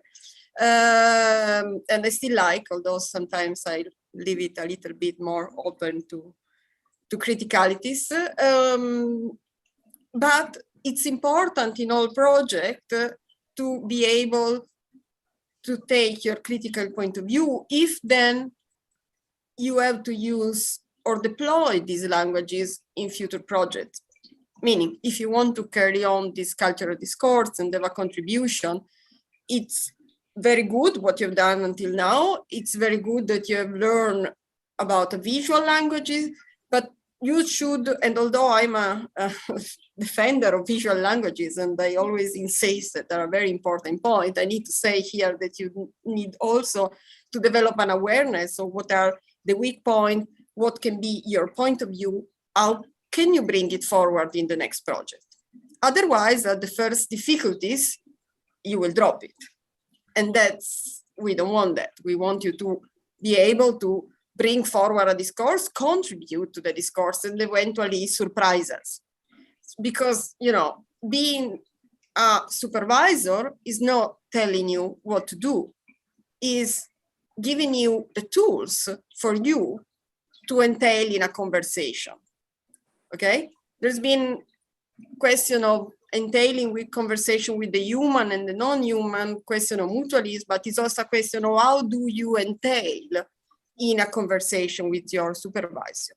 What do you give back? Okay, we have back a few nice drawings that we can use in our archive and show to other students. But then beyond that, how did you change your supervisor? How do you change the method? How do you contribute to culture? And it's not because you are a second year that you cannot do that. Everybody can do it because a second year has specific characteristics that a PhD or a master's student, for many reasons, doesn't have. So the question is, you've done a very, very, very good project. To be an excellent project, you need to arrive to that step. And I know that also, okay, maybe there's a comment more on the supervision. It's also tricky when you teach to be able to tune in between giving possibility to the student to express themselves and being able to develop a language with them, so being more top-down. But that's also about evolving discourse with them. So I think this is probably the most, for me, one aspect to be evolved in terms of this project and being carried forward both by the student in future project where they can apply this technique, but by the tutor in a further iteration of the course. Thank you. Thank you. Thank you. Thank you very much, Claudia. From my side, kind of similar. I'm always fascinated. All this stuff that you guys do looks fantastic. Yeah. So here with this project, I agree with both comments before. So my question is always like the same. Like, what is it there for you? What turns you on with these mushrooms when you see them? Because if you go on YouTube and you write these mushrooms, and then you have a few people from biology, they will tell better stories about those mushrooms than you, yeah? Because they spend their lives with them. So they are with them all the time. So in principle, we are not interested in what these mushrooms are from a lab point of view, from an analytical point of view. If you work with them, this means you have a certain fantasy. Something turns you on when you are with the mushrooms. So explicate this, and then you do your learning. In principle, I don't care about your learning with this. I can go to YouTube, check it out. I know it in 2 hours, and then I do something. And then do something with it. Produce, project. Show us how your fetish of these mushrooms through your learning transforms into something beautiful. Because the major question would be like, why you just don't look at these mushrooms in their natural environment? So why should you have them in a synthetic thing? So kind of, is it a new house for them? But then if it's a new house, then show us how they live much happier in your new house and so on, and how you learn from this house that you did. This kind of games, I think, would be interesting. And also it's interesting to treat the landscape and the mushroom in a different manner. So the way how you organize your graphics and so on, you have almost the same approach towards how you look at the mushrooms and how you look at the landscape. I think this could be a little bit different, or I got this part wrong, I'm not sure. Yeah? But I think the major thing is to show us the fantasy of what you want to do with the mushrooms. It doesn't have to be developed. It's a tricky thing to do it in 1 semester and so on, but we need seeds, something like this. Okay, thank you for your comment. Thank you. Maybe I can give you a super quick tip. to get inspired, watch anything from one of the most famous mycologists in the world, whose name is Paul Stamets. I'm going to write it here. He has another TED Talk, which is entitled 6 Ways to Save the World with Fungi and Mycelium. And it's very inspiring. So maybe you can get some ideas there. Okay, Perfect. great. Thank you. Thank you. Thank you very much, Lari. I think it was the commentary that we were starting with girls with you when we were starting the 2-year. And just one more general comment on the idea of anthropocentrism. So this is what I don't understand in general. Like, how can we take the position of a fungi? So how can I take a position of a cow? In my understanding, there is no other way to talk than from my own perspective.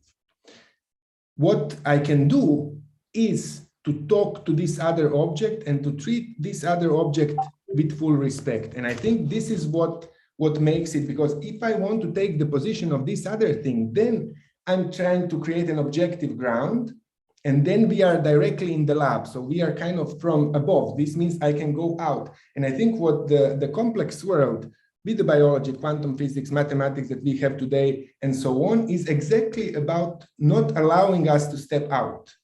So we are always within, and I'm not sure how can we have a position which is not anthropocentric in a sense.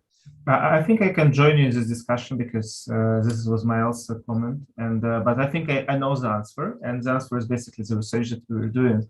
And basically the idea is that if you abstract from a behaviorism in terms of like this, like a dialogue, a multi-species connectivity, the dialogue, the idea is that the informational layers that we are researching, it basically can be the way how we can be more abstract. So basically the loss of control, which again, what was well discussed in generative or algorithmic design or architecture, I think this is the way, because otherwise when we introduce control, in any reason, there's basically always a kind of a point from which we are looking at the things. But without control, when we're designing the system, and I think it was another project today with the cows, which basically stated that it's no finished and this not finished, and this is basically an open system which is interacting with each other. This can be a way how we can do. I think we need to also. We also need to contextualize this in the perspective of design methodology, because I think what we're talking about here is to evolve a set of design techniques that enables designers to operate differently. So obviously the drawing you see here, they are still the product of the designer, and the fact that they are beautiful, it's also in my mind completely to be credited to the designers and their sensibility and their ability to deploy these techniques in a certain way. I think the fact that they are not maybe still completely communicating in a powerful way a certain message is because also the designers are quite new in engaging with this kind of technique. So I think they still haven't completely internalized them as a sort of design technique. But I don't think this has to do with kind of, let's say, erasing the sort of authorship or the role of the designer or the point of view of the designer in the world. It's just that, with these kind of techniques, you are all of a sudden able to bring into the design process let's say other intelligences, as we were saying before, and in that sense to expand from the perspective of let's say our brain for being or the brain of the designer being the sole center of cognition, and all of a sudden we begin to realize that the landscape and the digital systems and all of these other logics that are already operating, already transforming the urban sphere. We can design, through them or with them. And I think that's the kind of, for me, the really exciting aspects of this studio, that takes advantage of second years being relatively fresh and in their perspective on design, and sort of gives them instruments to explore and to find their own voice. I think their own original voice, and I think that's what I would kind of encourage them to do even more.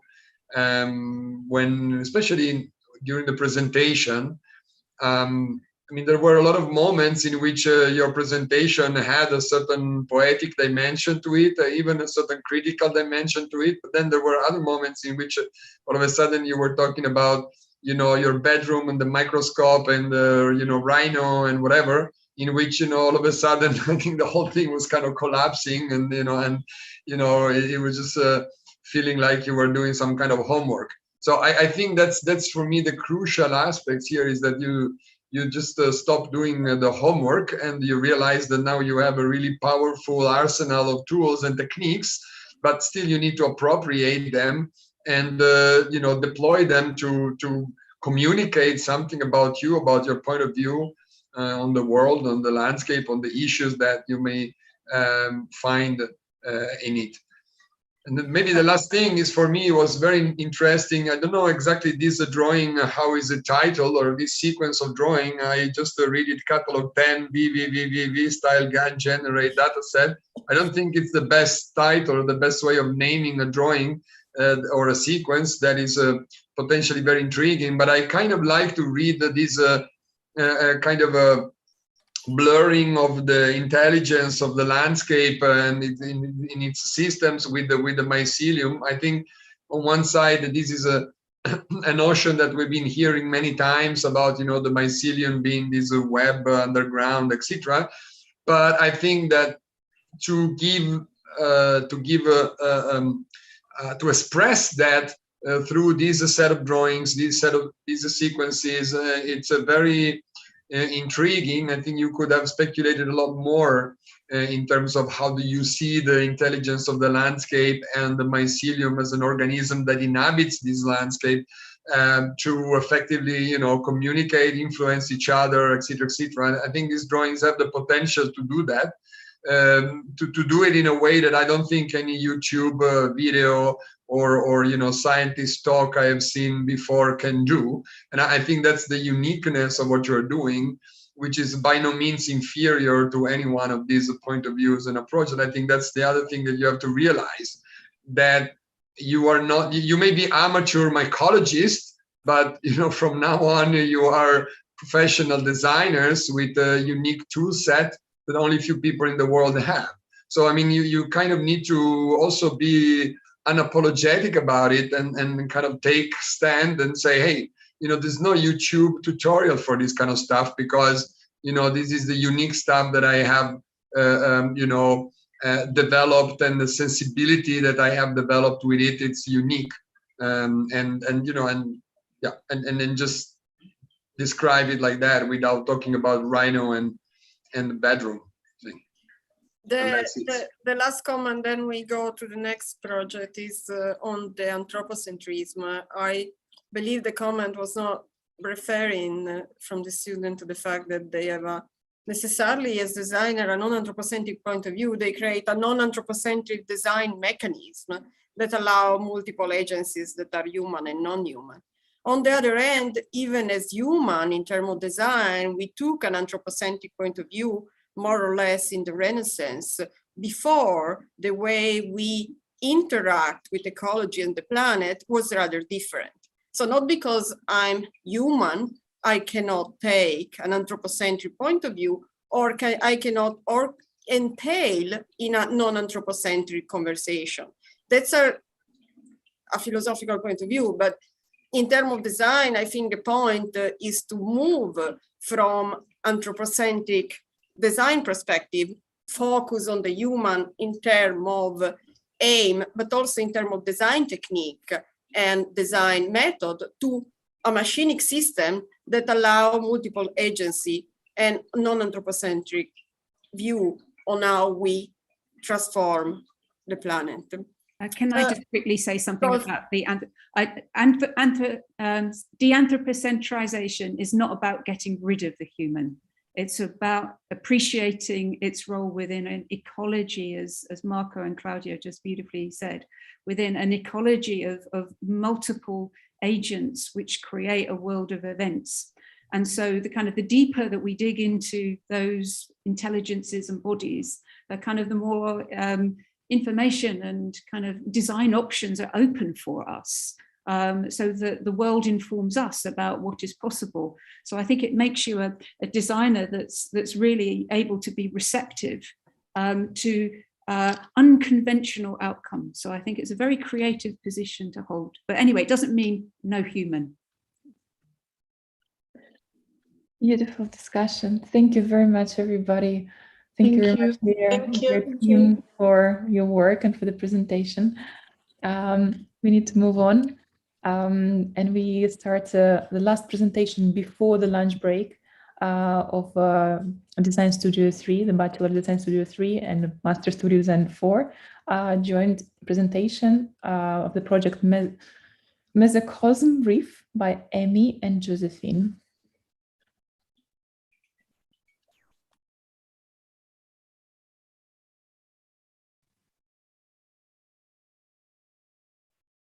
Amy? We thought that there was going to be a presentation about synthetic landscape before, but yes, but I noticed that I was going to tell Maria, but you can start and then we do the other after this last one. Okay, perfect.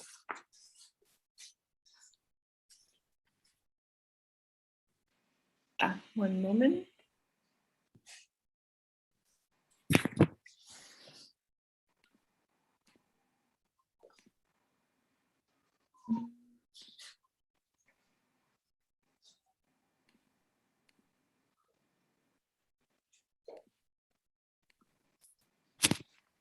Okay, now I see that was my confusion. We have one more presentation.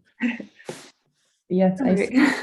Can have it after we can see them and then have the theory to conclude and have a conversation that I think. Yeah, we have one more. Sorry for this confusion. No worries. Okay, hello, we are Amy and Josephine.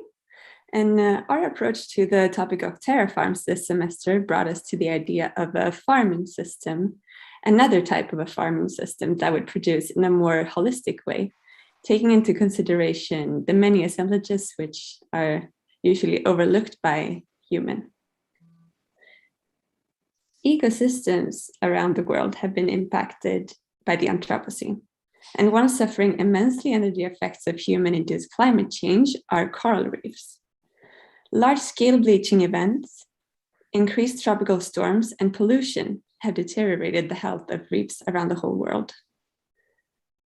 And with the inevitability of these factors impacting reef ecosystems, new conservation and restoration methods need to be implemented.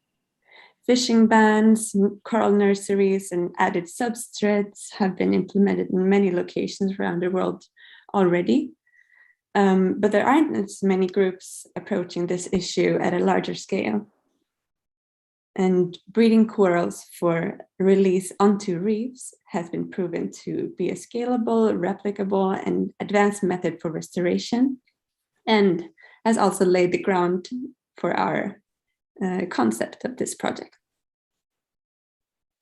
So our case study was Project Coral at the Horniman Museum and Gardens in London.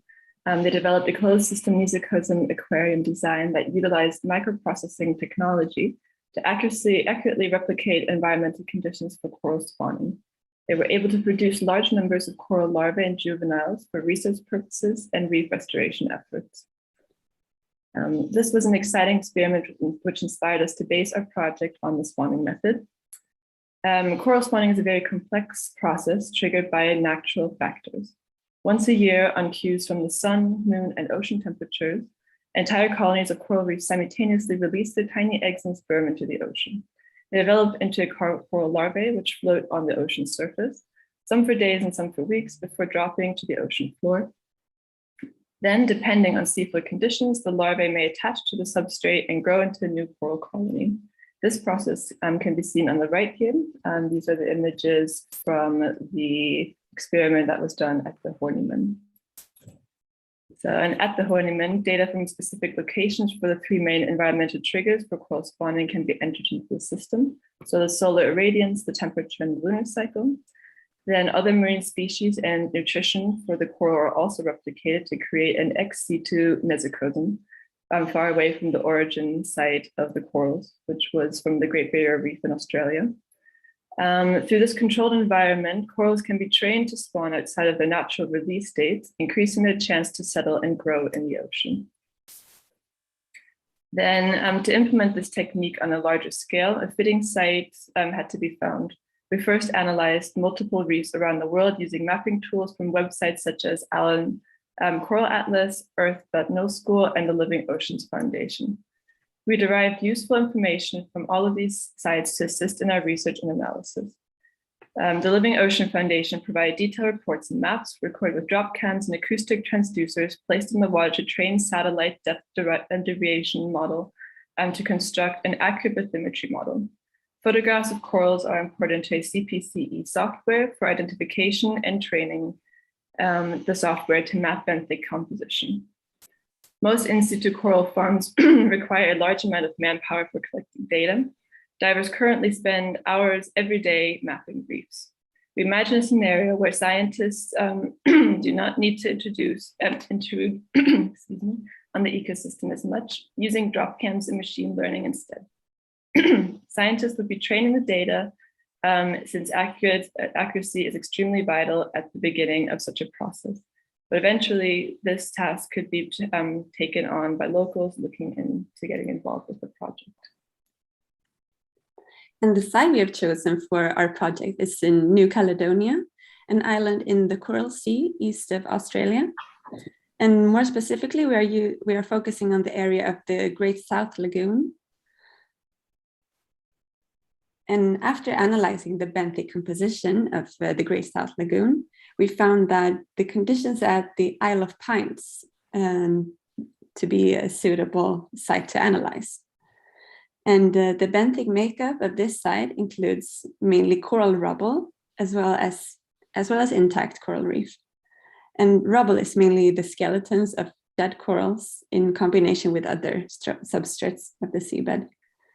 And rebuilding these areas of the reef would be the least invasive and would help the reef, since factors such as macroalgae covered substrate impedes coral settlement.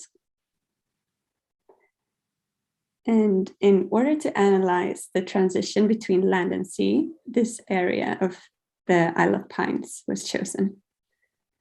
And with the thorough data collected by on-site divers and censoring devices from the Living Oceans Foundation, we were able to create an accurate mapping of the site's bathymetry, which shows 1 meter increments from 2 to minus 20 meters.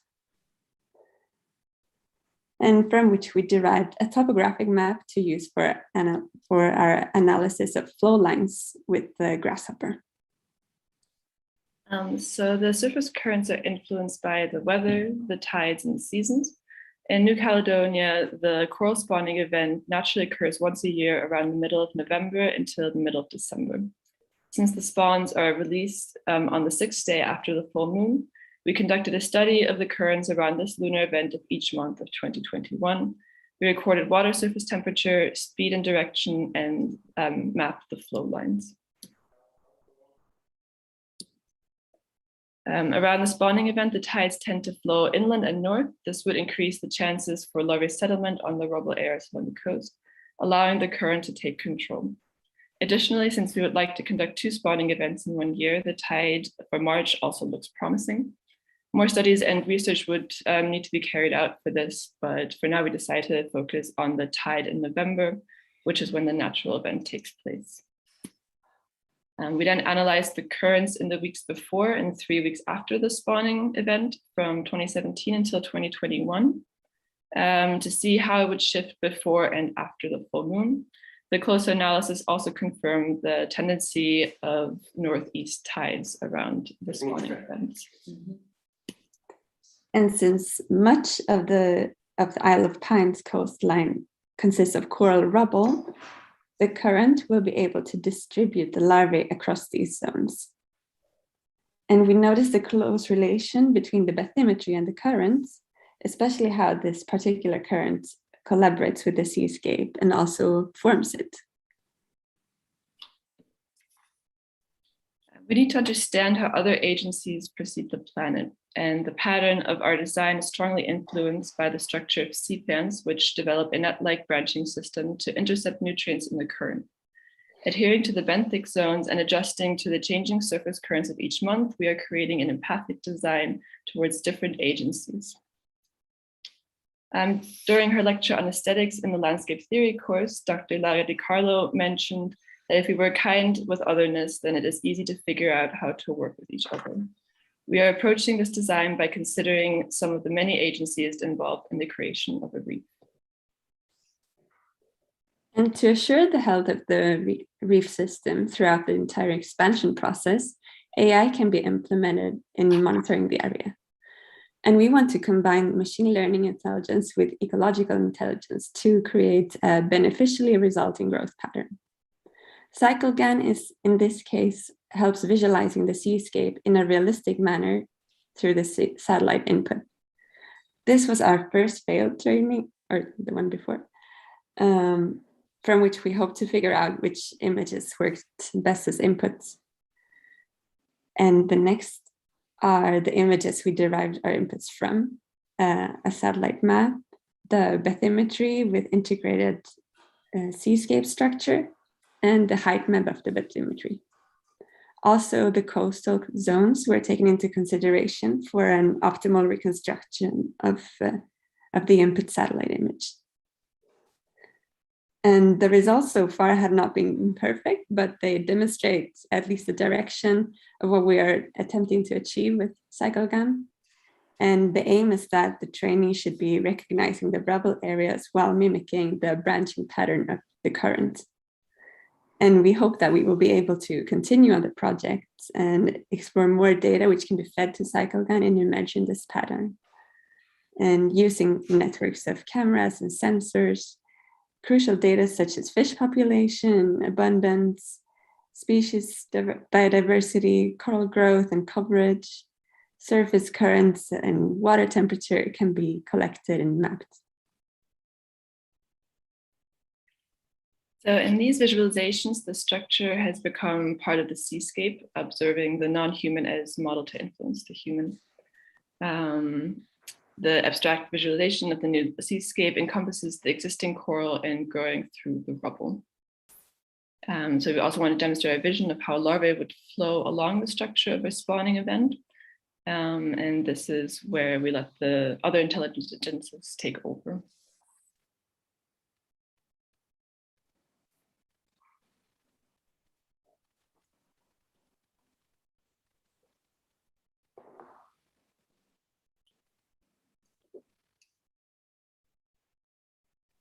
So there are many aspects of this project which we were not able to include in detail.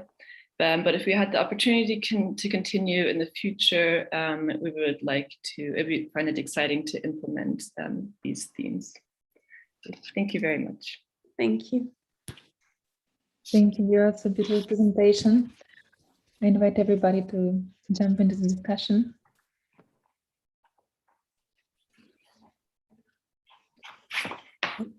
Thank you for your really beautiful images. I think they're incredibly evocative.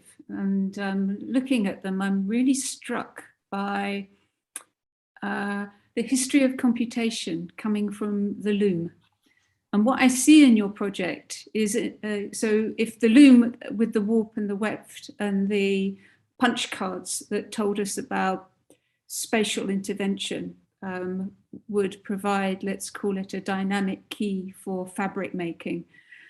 It seems to me that there's a terrestrial scale, a geotextile here that's being made by on one hand, the kind of the movements and flow through a warp or a weft, and then the biodiverse agents, which is, you know, kind of the other intersections. So I think what's really interesting here is to consider, you know, it seems to me that you're making a fabric called a coral reef. It's a living fabric, it's a dynamic fabric that can respond both critically to the environment, but also as a self-propagative thing, creating little weird corals that don't look like the adult and have got really weird lifestyles. And I'm just wondering, to take your next steps, whether to have a look at the evolution of fabrics and computation as a cornerstone for thinking about what your interventions are next, because I think that you have interacting agents here. They're incredibly complex. So I think a few simple rules and analogies could go a very long way to create incredible images.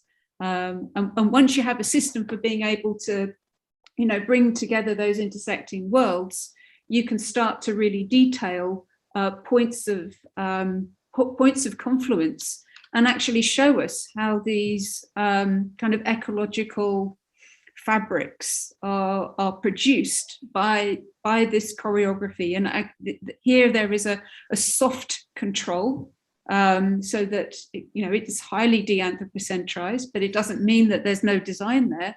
It's just that I think there's, you're talking about the implantation of sensors and kind of observing devices. And I think it makes a lot of sense then to have eyes on the course of events, not always to intervene, but with the potential of creating a kind of new periodicities for your warp and your weft, so that in some ways, you're standing right back from design and you're becoming more like a theatre director, creating, looking for theatrical moments and the kinds of events that you, as the I don't really want to put you in a paternalistic role here, but you kind of, you as part of this complex ecology, willing the coral reef to propagate, are going to help promote. So I think there's something very beautiful here going on. I think it's, that yes, there's a speculation because of its scale, but I think you've got some very real elements and parameters here that can be manipulated in different ways, and that's where I would suggest you start for the next stage of your project. Thank you very much. That's very, very good feedback. Yeah.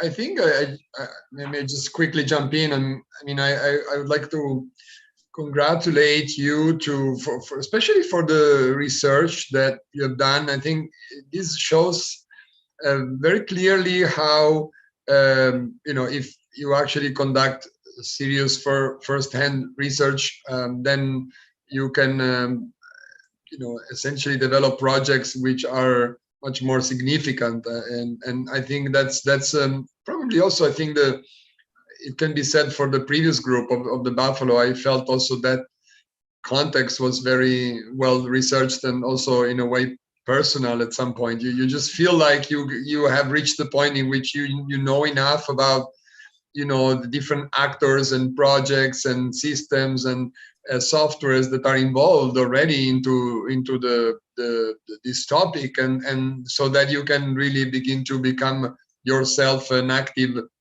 agent into this. And I think that's, for me, beyond the studio and the lab, I think that's what is the most satisfactory things, like to see students that are in 3-4 months beginning to behave not so much as students anymore, but really as actors with a clear agency in the world. And I think it's totally believable that with the kind of knowledge and know-how that you have accumulated, that you could begin to actually have a significant impact into the conversation around reef restorations and also the kind of challenges that this approach brings. Because again, like what Rachel was mentioning very clearly, it's not just a question of, oh, let's go and do it. It's also a question of when not to do it, or how much to do it, and to what extent, and where and how. And I think the most interesting aspects for me, which perhaps could be also explored a little more, is you made reference to this very interesting experiment at the Horniman Museum, where they actually recreated this process. They, if I understand correctly, they managed to get a spawning event to occur in these kind of artificial tanks, which apparently is very difficult. Now the question of this let's say ability or possibility to intervene artificially into a process that is of course very complex, there's a lot of parameters to it, to kind of accelerate or intensify that, obviously has an appealing notion to it, because it kind of opens up the possibility for perhaps accelerating the restoration of coral reefs around the world. But on the other hand, of course, also brings up questions of to what extent we can mess around with these processes and accelerate and force these processes away from their let's say biological rhythms, and so again, I think that's where I feel your sensibility, your design sensibility, your drawing sensibility can bring the conversation on another level. Like, can help everyone involved in these projects and these processes, can help everyone find perhaps another perspective in terms of maybe the point is not just to try to bring the corals back to where they were before by accelerating, by making them more efficient, but maybe there is another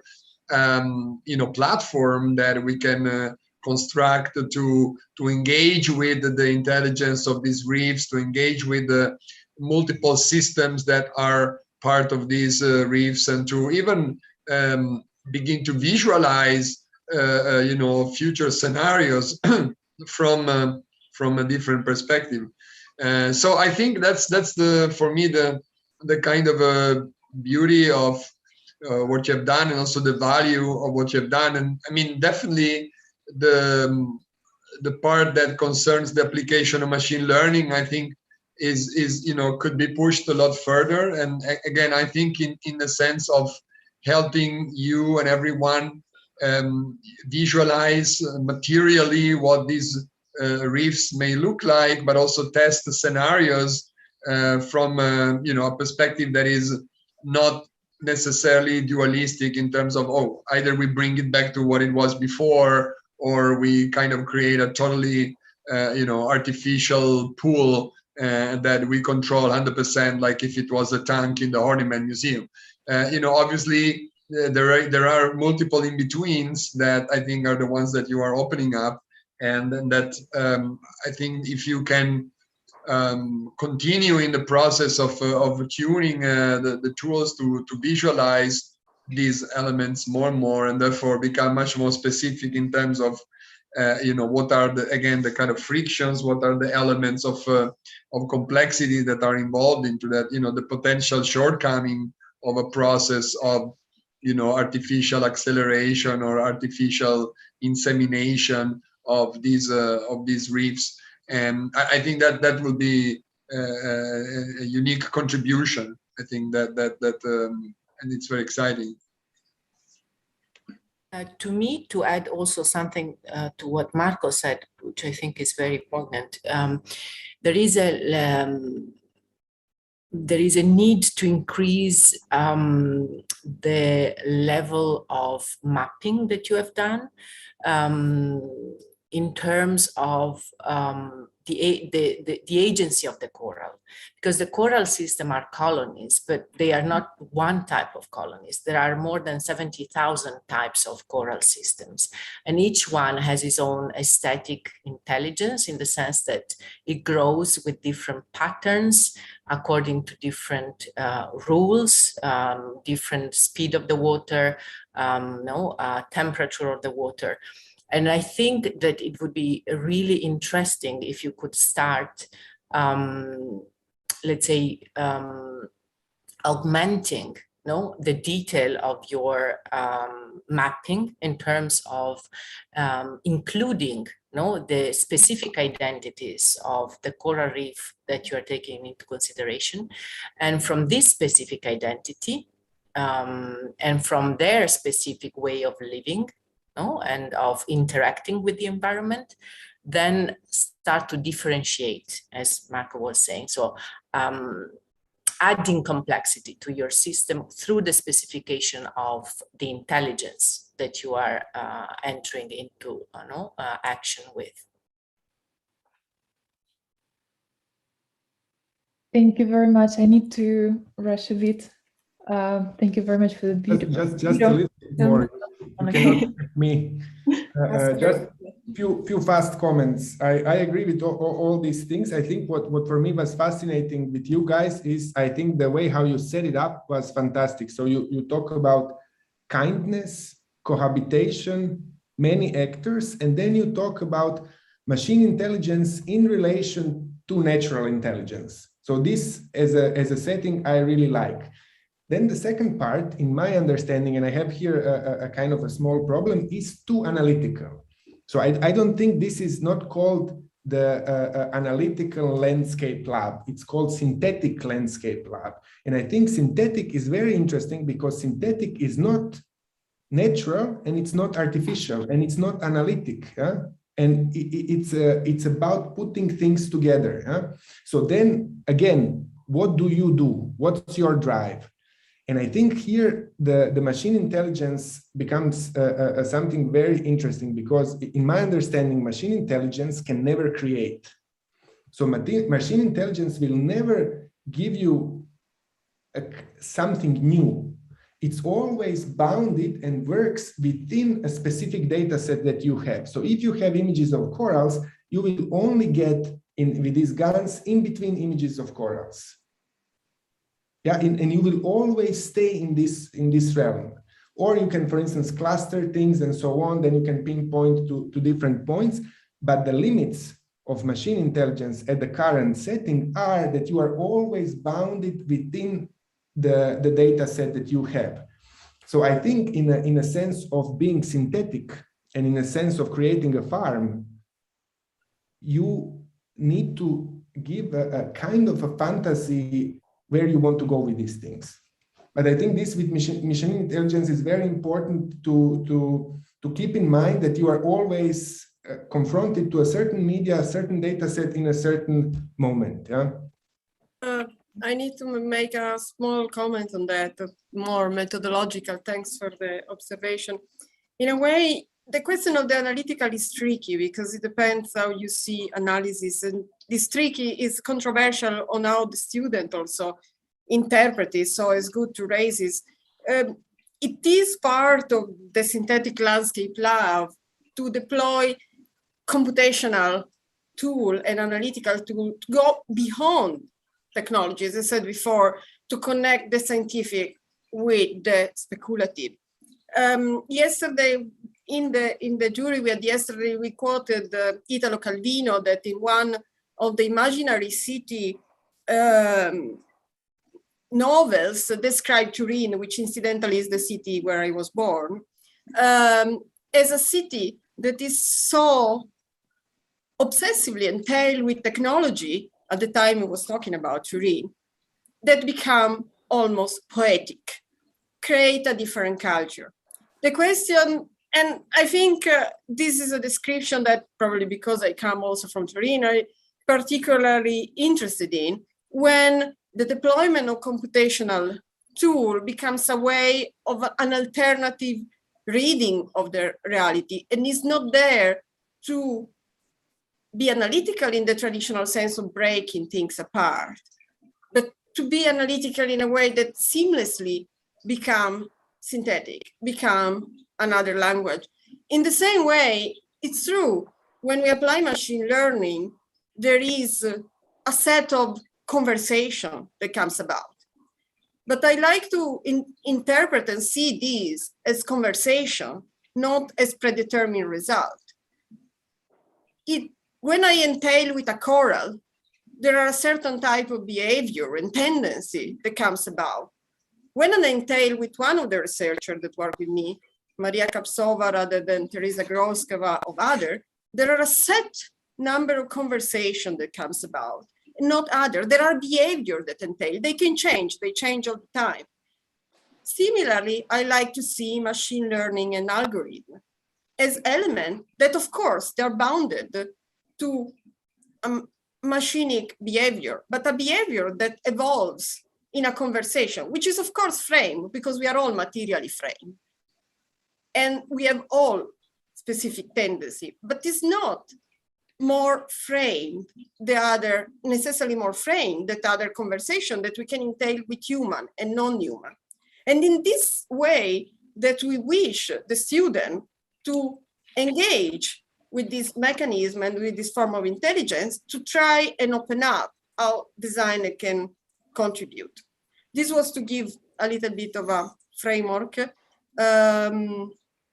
Thank you all for the comment. And yeah, if there are no other remarks, we can move to the theory. Thank you. Thank you very much, everybody, for beautiful discussion. I know that also Vadim has something to say. Let's try to put these comments maybe at the end and we have a bit of a discussion on that. So unfortunately, I skipped one of the presentation, but I would like to invite one more group to present, group of the theory course. Shouldn't I have it closed? Guys, you know who is presenting. Sorry, my computer is a bit stuck. So is a presentation of Marina, Sofia, Larissa, Luis, and Julian. Thank you very much, Teresa, for your support. That's a teamwork. Yeah, so while developing our thoughts around synthetic landscapes, we took a kind of layered approach where we looked at various concepts and aspects that synthetic landscapes entail. Etymologically, synthetic landscapes are nothing more than artificially or naturally constructed tracts of land with its distinguishing characteristics. And this etymological definition is then further amplified by looking at the non-anthropocentric quality of synthetic landscapes. Marina, if you could, yeah. So fundamentally, synthetic landscapes are post-human landscapes, parting with the anthropocentric humanist Vitruvian ideal of privileging the human over all other living organisms, rather seeing the biosphere and entangled with that, the urban sphere as a dynamic self-organizing structure of life, of which the human and bios are just a thin segment. Further enhancing this non-anthropocentric way of thinking are concepts that shift the focus onto other forms of life, onto other agencies, basically. Emanuele Coccia gives a new perspective by analyzing all elements of life through the fundamental position that plants occupy in our world, as they were the force that enabled life in the first place through creating an inhabitable atmosphere through their interaction with their surroundings. Within this context, the concept of immersion is a crucial one, since, and I quote, to exist, the plant has to merge with the world. Plants are exposed to the elements to the point of merging with them. They transform everything they touch into life. They make out of matter, air, and sunlight what, for the rest of the living, will be a space of habitation, a world. Building on this, Thomas Saraceno's concept of the Eroscene then emphasized the importance of air, inter and intra-connecting everything and everyone, holding a political agency, contrasting the current primacy of the value of the land by diminishing the imaginary anthropological borders that exist on land.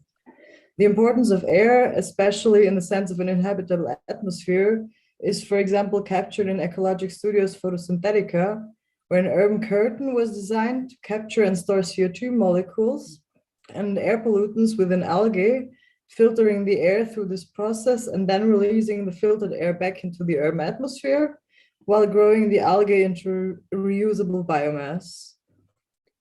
So furthermore, next slide, breaking with the anthropocentric view also channels new means of form generation through the computational power of materials, and in a wider sense, I would also say even other living beings, as can be seen in many of Neri Oxman's projects. Here, for example, the silk pavilion, which is spun by silkworms. As Frei Otto already recognized, natural systems are capable of great computational accomplishments, which can, however, also be already found in urban systems as, and I quote, "The settlement, the human city is natural.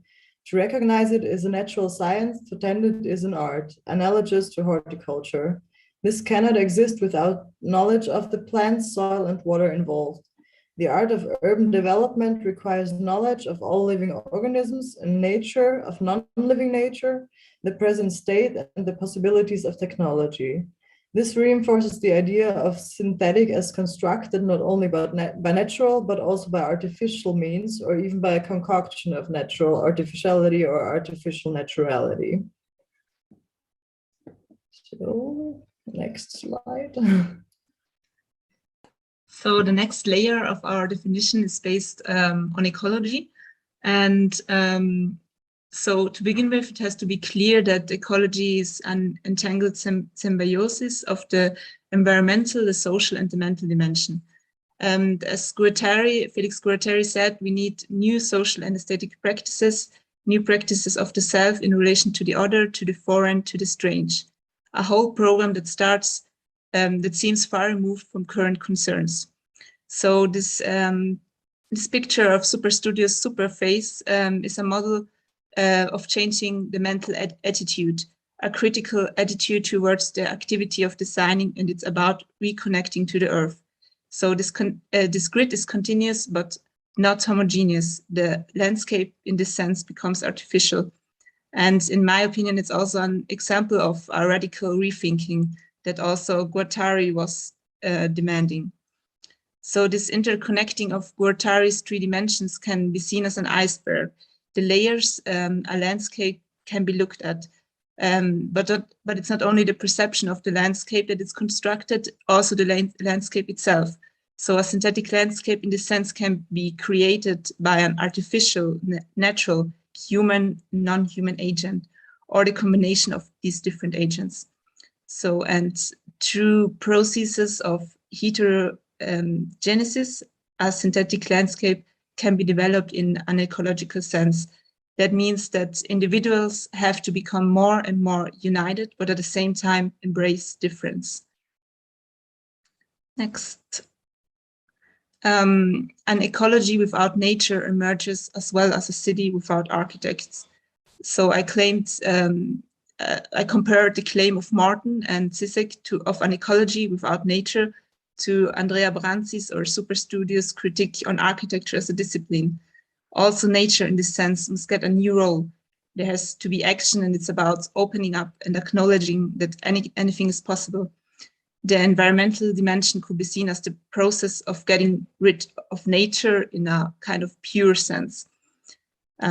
Nature, therefore, must be demystified, and it needs a reflection on the circumstances that we live in. So the Anthropocene, as we heard, the capitalism and certain ideologies, like like ideologies around ecology also, that we don't disturb the existing natural balance. So the mental challenge of ecology would be to entangle these myths of nature as a kind of harmonious balance, and which is then disturbed by humans. I chose this image of a landfill in Nigeria from Google Earth that could, one argue, is not a synthetic landscape nor an example for ecological thinking. But I look at this landscape through this digital filter, which is Google Maps, and there are pictures inserted of different people, and try to understand it while navigating in the digital world. In this case, we maybe try to detect the relationship between rubbish and dump and its surroundings, but we will never really feel how it is to be there. If we think of what Zizek said, that a true ecologist should not admire pure nature, but find emotional attachment in use as objects, ecologists should love all this trash. It doesn't mean that you should escape technology, but use it in different ways. Okay, next. So furthermore, synthetic landscape is the awareness of being a subject among other subjects. It is about realizing that landscape isn't just a blank sheet for the projection of human desires, but it's a sprawling network of interconnection without any clear center or edge. It's a network of relations of subjects, both human and non-human, visible and invisible. It is about taking into account that this network stretches around all of us from the micro to the macro scale. Like in this project called Synthetic Hyphae by Charles Virion from the Synthetic Landscape Lab, where the landscape itself becomes a mediator between agencies, as it helps processing plastic waste in Osaka, serving not only humans and the fungi which is processing it, but also every other species in the surrounding environment. So on the next slide. So synthetic landscape is the recognition that landscape itself becomes the carrier of meaning for every individual subject within this mesh of relation.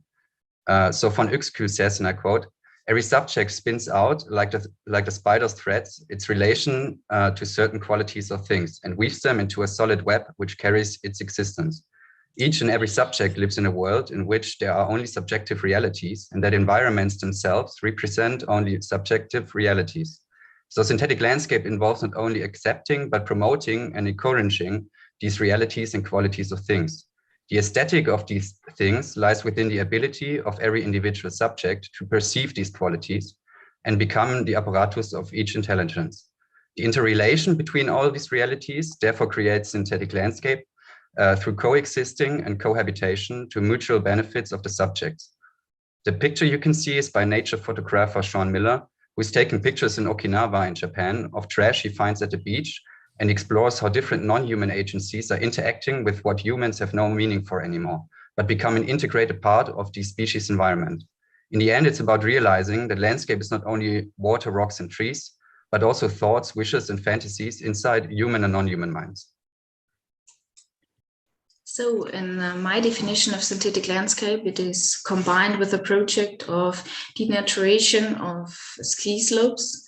Ski slopes are man-made problem areas where severe warmth has been created in the local ecosystem due to external influences such as increased risk of erosion. This area recovers only very slowly. The areas continue to erode instead of renaturating. Behind this project is the intervention of the denaturalization. And process is initiated to intuitively denaturate the eroded areas. At the beginning, only boundary conditions are given. Man takes a guiding role and withdraws more and more. The rest is intuitively created by nature. A synthetic landscape, a techno-ecology, emerges from the symbiosis of man, nature, and machine. I quote Mitterberger and Term, combining botany, living systems, architecture, and technology allows us to create new prototypical architecture spaces. The term of the garden articulated in Magic Queen is, in our eyes, a very artificial, architectural one. It relates to a spatial condition entangled within a particular context of resources, species, and their relationship. A garden mediates the artificial with the natural, using living materials to support life cycles. In our understanding, architecture should shelter the human body and support and foster other life forms, plants, animals, germs, and humans.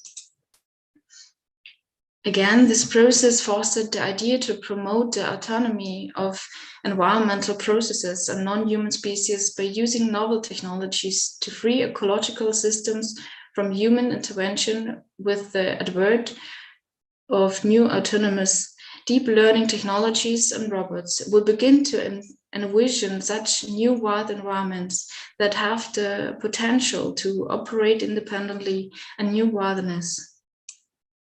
In this process, ecology is transformed from the natural to the artificial.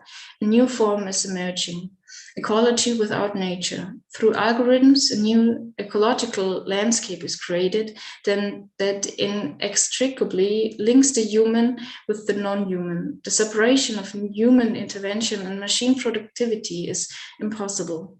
A dynamic interplay emerges from which a new form of ecology, aesthetics, and architecture emerges. Now, one slide before, please. Thanks. Manuel de Landa speaks about the universe may be viewed as a grand symphony of material expressivity, but who is the composer of that symphony? Isn't even a human? Kenneth Framshin points out A sequence of events can create an architecture that can respond sensitively to local difference while maintaining overall stability. And this sequence of events, according to the Italian group Archizoom back in the 17th, is a system.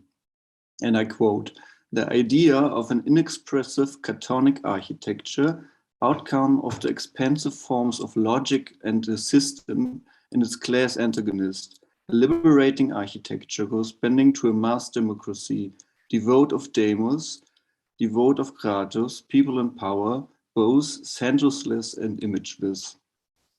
And you can see at the picture here how a system of these repeating events could look like, or as Archizoom says, a model factory in society, the city of capital claims to the autonomous freedom to be configured as a brutal functional system. So my definition, the synthetic landscape is a sequence of events that manifest themselves in the landscapes.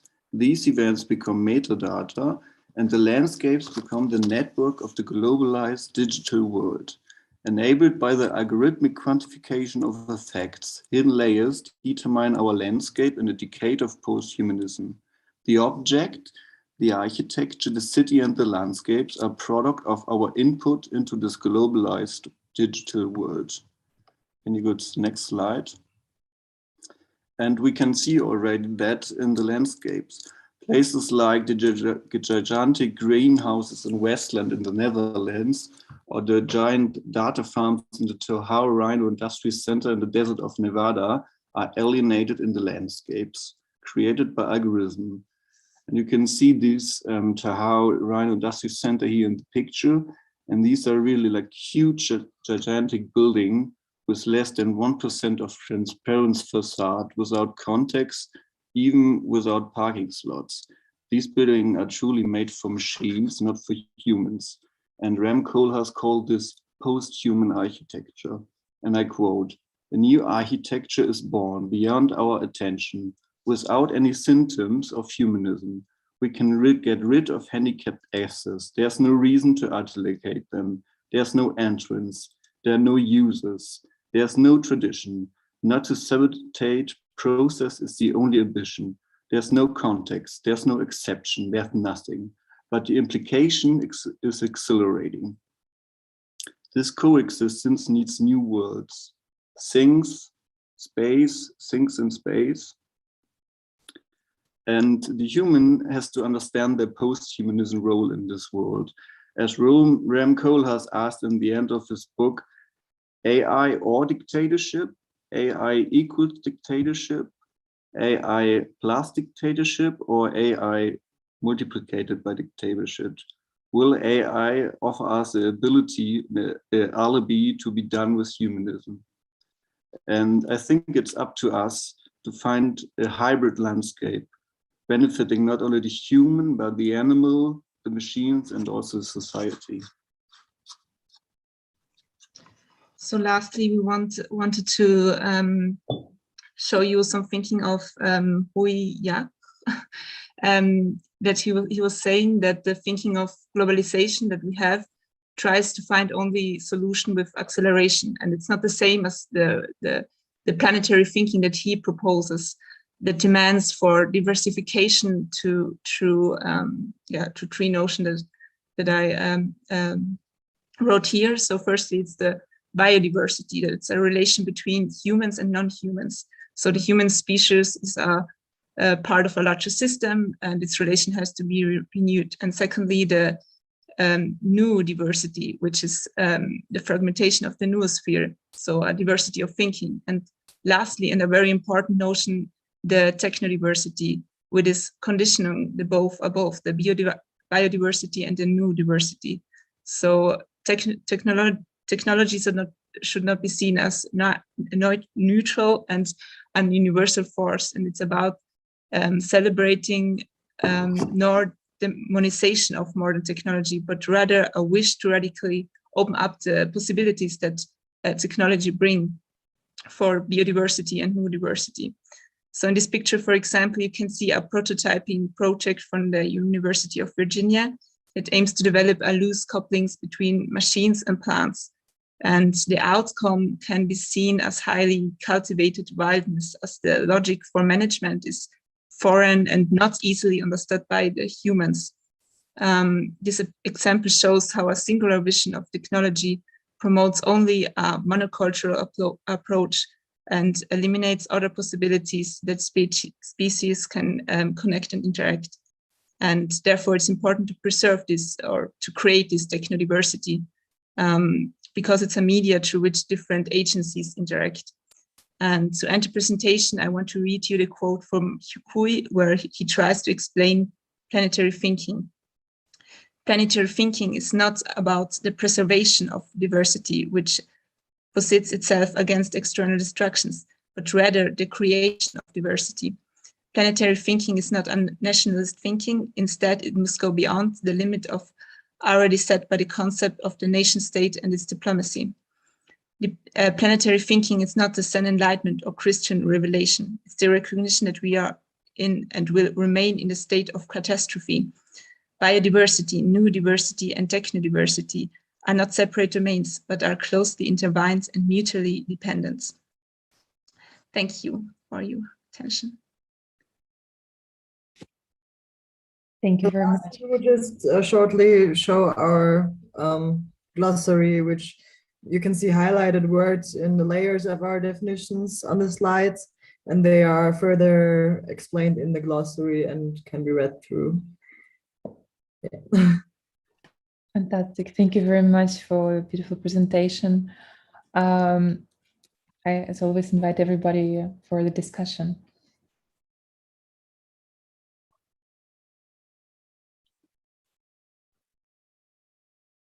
Well, I want to thank everybody for really sharing quite profound provocations that really challenge the, I would say literacy first, but maybe the pedagogy too, of what we would consider to a conventional or modern architectural practice. I don't want to comment on specifics of anybody's project, because I think the value of what you've shared is that each of you is going through a process of thinking about how you as a designer are approaching some of these big questions for which we have no agreed answers, even if people like to tell us that we do, and it's about energy conservation and resource recycling and circularity. But there are very big questions here of which the conversation of sustainability is woefully inadequate and incomplete. And I think it is really important. I mean, I'm loving seeing these this glossary appear in front of me, because I absolutely think it is right for us to find the words with which we speak, which frame the imaginations that are conjured from the kind of irreducibly complex situation in which we're presented, in which there appear to be very few leaders for whom we can look to for guidance. And so in that sense, the contemporary architect is necessarily a researcher, necessarily trying to establish value frameworks and perspectives that they find themselves navigable in this world. There are a few words that keep coming up that I just want to remind you guys to keep on interrogating. I think one of the culprits is Timothy Morton, who seems to have been able to completely tame and neutralize the word ecology. But if you read Peder Anker, notions of ecology are absolutely interwoven with imperialism in its brutal form, where the West tries to, let's say, optimize biodiversity in other countries to suit its own aims, and then becomes machine intelligence dies through system as thinking. So the nature of ecologies changed, and our definitions of it. I just think Timothy Morton in particular is responsible for going, oh, well, nature's a dirty word, but let's use this word ecology. So just be careful about that. All words are loaded.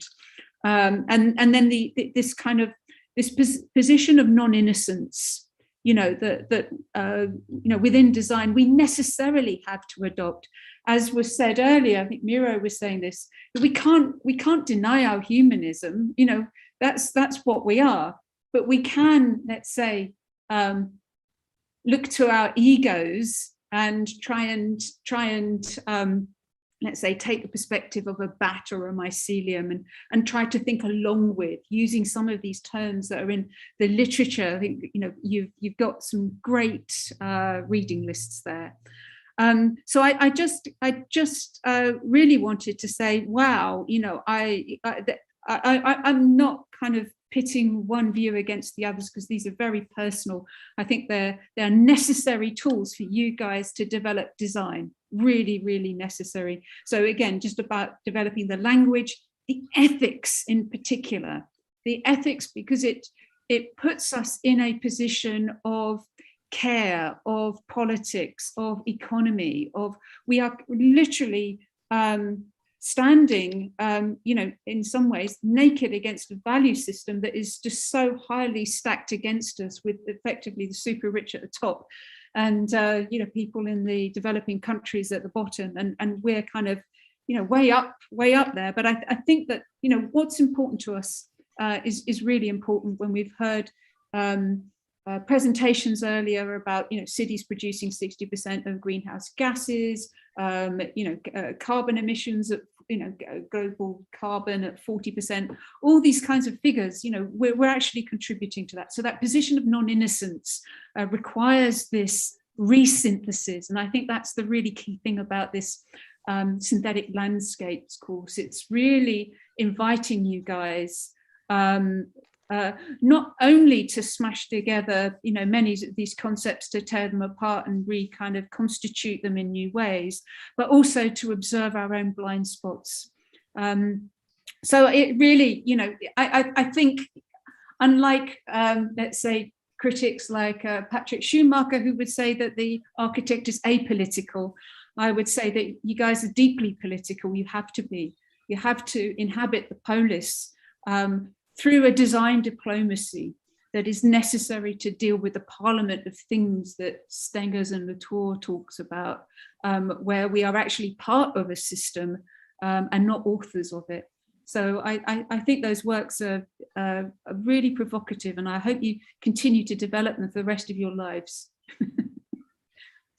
I mean, I think, to add on that, I mean, I think personally, as a practitioner and then as an educator, I think that the biggest challenge that we are confronted with is to maintain a sense of perspective, you know, towards the kind of ideological positions that are so dominant in all the narrative. And that's why I kind of often insist against setting the narrative of your project in the tone of the kind of dominant you know, ideology. And I think, you know, now it's almost impossible to escape this kind of idea that, you know, we have 10, 12 years to, you know, fix the planet, and that, you know, we have to do everything we can to fix the planet in the next 10, 12 years, and that, you know, one of the big measures of that is carbon neutrality, and so everything needs to be carbon neutral, and so on and so forth. And I think these kind of narratives are completely limiting and diminishing the perspective, and therefore also the possibility for us to find new solutions, new approaches to let's say the interaction between our society and the living world. And I think that that's one of the key challenges for us, I think, as practitioner and also as educator, is to introduce alternative narratives. So for me, the beauty of these sets of definitions and conversations is really to offer you a kind of alternative perspectives, but also really a wording that you can use in your presentations, when you construct your narratives, to find a position, and then of course to sharpen it step by step, as Rachel was pointing out, is a never-ending process. And I think that I would like to see more of that in your studio presentation. And it doesn't mean that the studio presentation needs to become a theory presentation, but I think I would like to see more of these kind of wordings and these kind of references, deployed at the right time in the right moment to help you and to help everyone. Let's say conveying your project and the narrative of your project away from the kind of dominant ideologies and dualisms and so on. Because in that sense, I think it will just open up much more profound and interesting conversations, and also visions, and also for you ways of deploying the techniques and the tools that you're learning in a kind of very unique, personal, effective way. So I think this is a great work, but I think it's really crucial that you see it as a part of a kind of bigger discourse, and you make the effort to connect it, to deploy it in your project, in the narrative, in the construction of your projects, because then it will become really operational and powerful.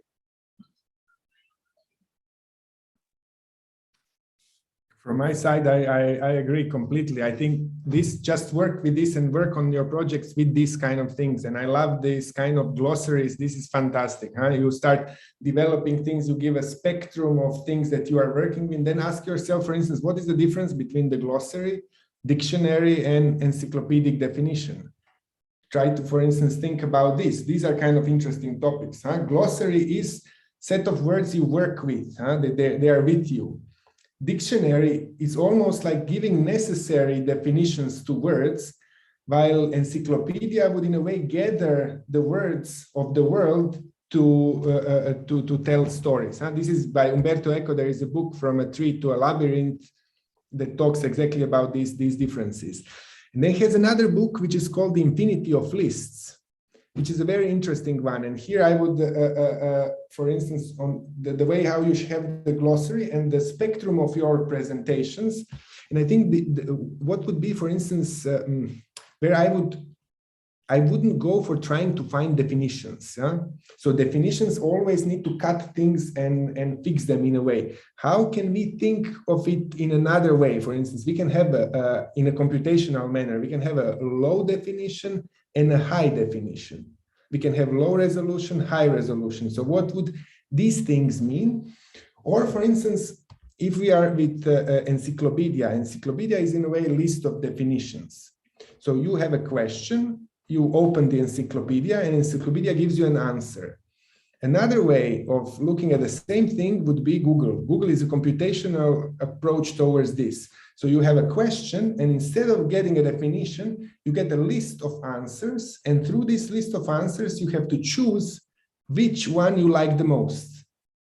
So it's a kind of interactive way with these things. And then by choosing your answer, you kind of affect the overall search results in a way. So, and what Eco says in this, I'm not saying that one is better than the other. My feeling is that with the computation, one is more adequate. So instead of having an ID which says, I'm a male, I have this many years, I come from this many countries and so on. So this is my ID.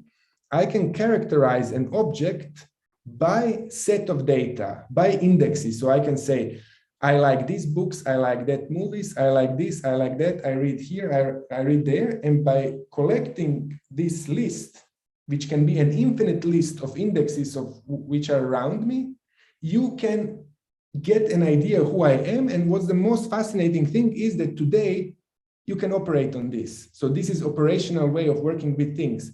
And this is how all these guys work. So in a sense, I really, and I love the ideas, how that you have the idea of a garden is fantastic with the landscapes, bringing the synthetic with the natural, and not just bringing synthetic with the natural, but it needs to bring care and love. So this is what's so fantastic with the garden. You have the natural, artificial, and you have love and care with it. So, and all this, and then for instance, what is a system? In my understanding, system is a way of looking at the world, and it has a price. Also, if we want to look at the world from the perspective of nature, it has a certain price. If we want to look at it from the perspective of culture, it has another price to pay. So these are all different lenses that we put in front of us in order to talk about things. And the more lenses you have, you will be able to talk about the world in more interesting ways. I like a lot these kind of things, and I like the most the picture with the crab inside of this kind of stuff, because it really, it's super disturbing in a way, and it goes beyond all the cliches. So what's funny, usually when people show these kind of pictures, all the animals look sad. So they're all crying and it's kind of not working and they're dying. And here it almost looks like this small crab is in a circus. I think that's a nice gesture to get out of the cliche topics. I wanted to tell a little bit to you, Mira, about this indexing concept, and because it's kind of referring to my comment, because I a little bit disagree here, because the indexation is always losing its context. And if you look again into like development of neural networks for natural language processing, one of the big breakthroughs was to like analyze multiple contexts, right? So the queen will be the Queen of England and the Queen as a rock band. So it's basically two contexts, but the term is basically indexed differently in two different like let's name it like data sets. The reason. So my comment would be about the planetary and how you're using it here, because the planetary and the planetary computation is right now, it's a kind of a hot topic. And recently on the PhD with Benjamin Bratton, PhD seminar with Benjamin Bratton, we discussed it a lot with the group. But I think is that if we observe the planetary just from a political perspective, as you're referring, we are losing a little bit of momentum, because as the planetary itself, this also was discussed today through the satellite images, for example. Basically, the planetary of today is possible only because of the computation and because of the like infrastructure that we're having. And at this point, this all starts becoming a really interesting, because the planetary and the discourse about the planetary, it's basically the discourse about the politics of computation. And it's also the discourse about like the infrastructures and how infrastructures allow us to think about the planetary. And also you are mentioning the technodiversity, but the technodiversity, as you mentioning it, it's also a very political term. But at the same time, in our lab, it's how maybe Maria brought it. It's very like unpolitical. So basically, we are thinking about technodiversity. It's about like the implementation of a technology. But original term is like when you're thinking about like a technodiversity, is that basically two technologies, I don't know, hammers, can be completely isomorphic to each other. But because one hammer was made in Germany and another hammer was made in China, they're different. And this is like an original definition of a technodiversity. So it's really interesting point, and as you can see, it should be a little bit detached from a classical political concept. And I think this is maybe the European branch of it, which looks at it into more like a technological term and more like terms that comes from politics and technology all together. So this is, I think, important to keep in mind. So the context is completely different.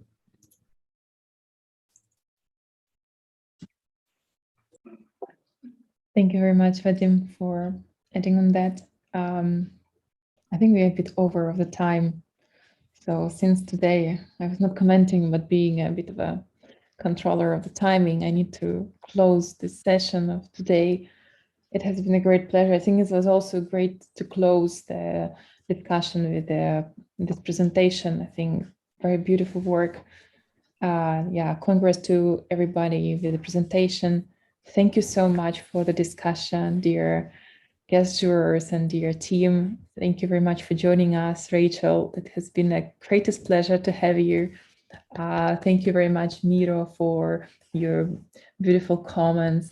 Thank you, Ilaria. Thank you, Claudia, Marco, Vadim as well for joining the discussion. I think it was a beautiful morning session. We need to have a little break just to recharge our I don't know, bodies and brains.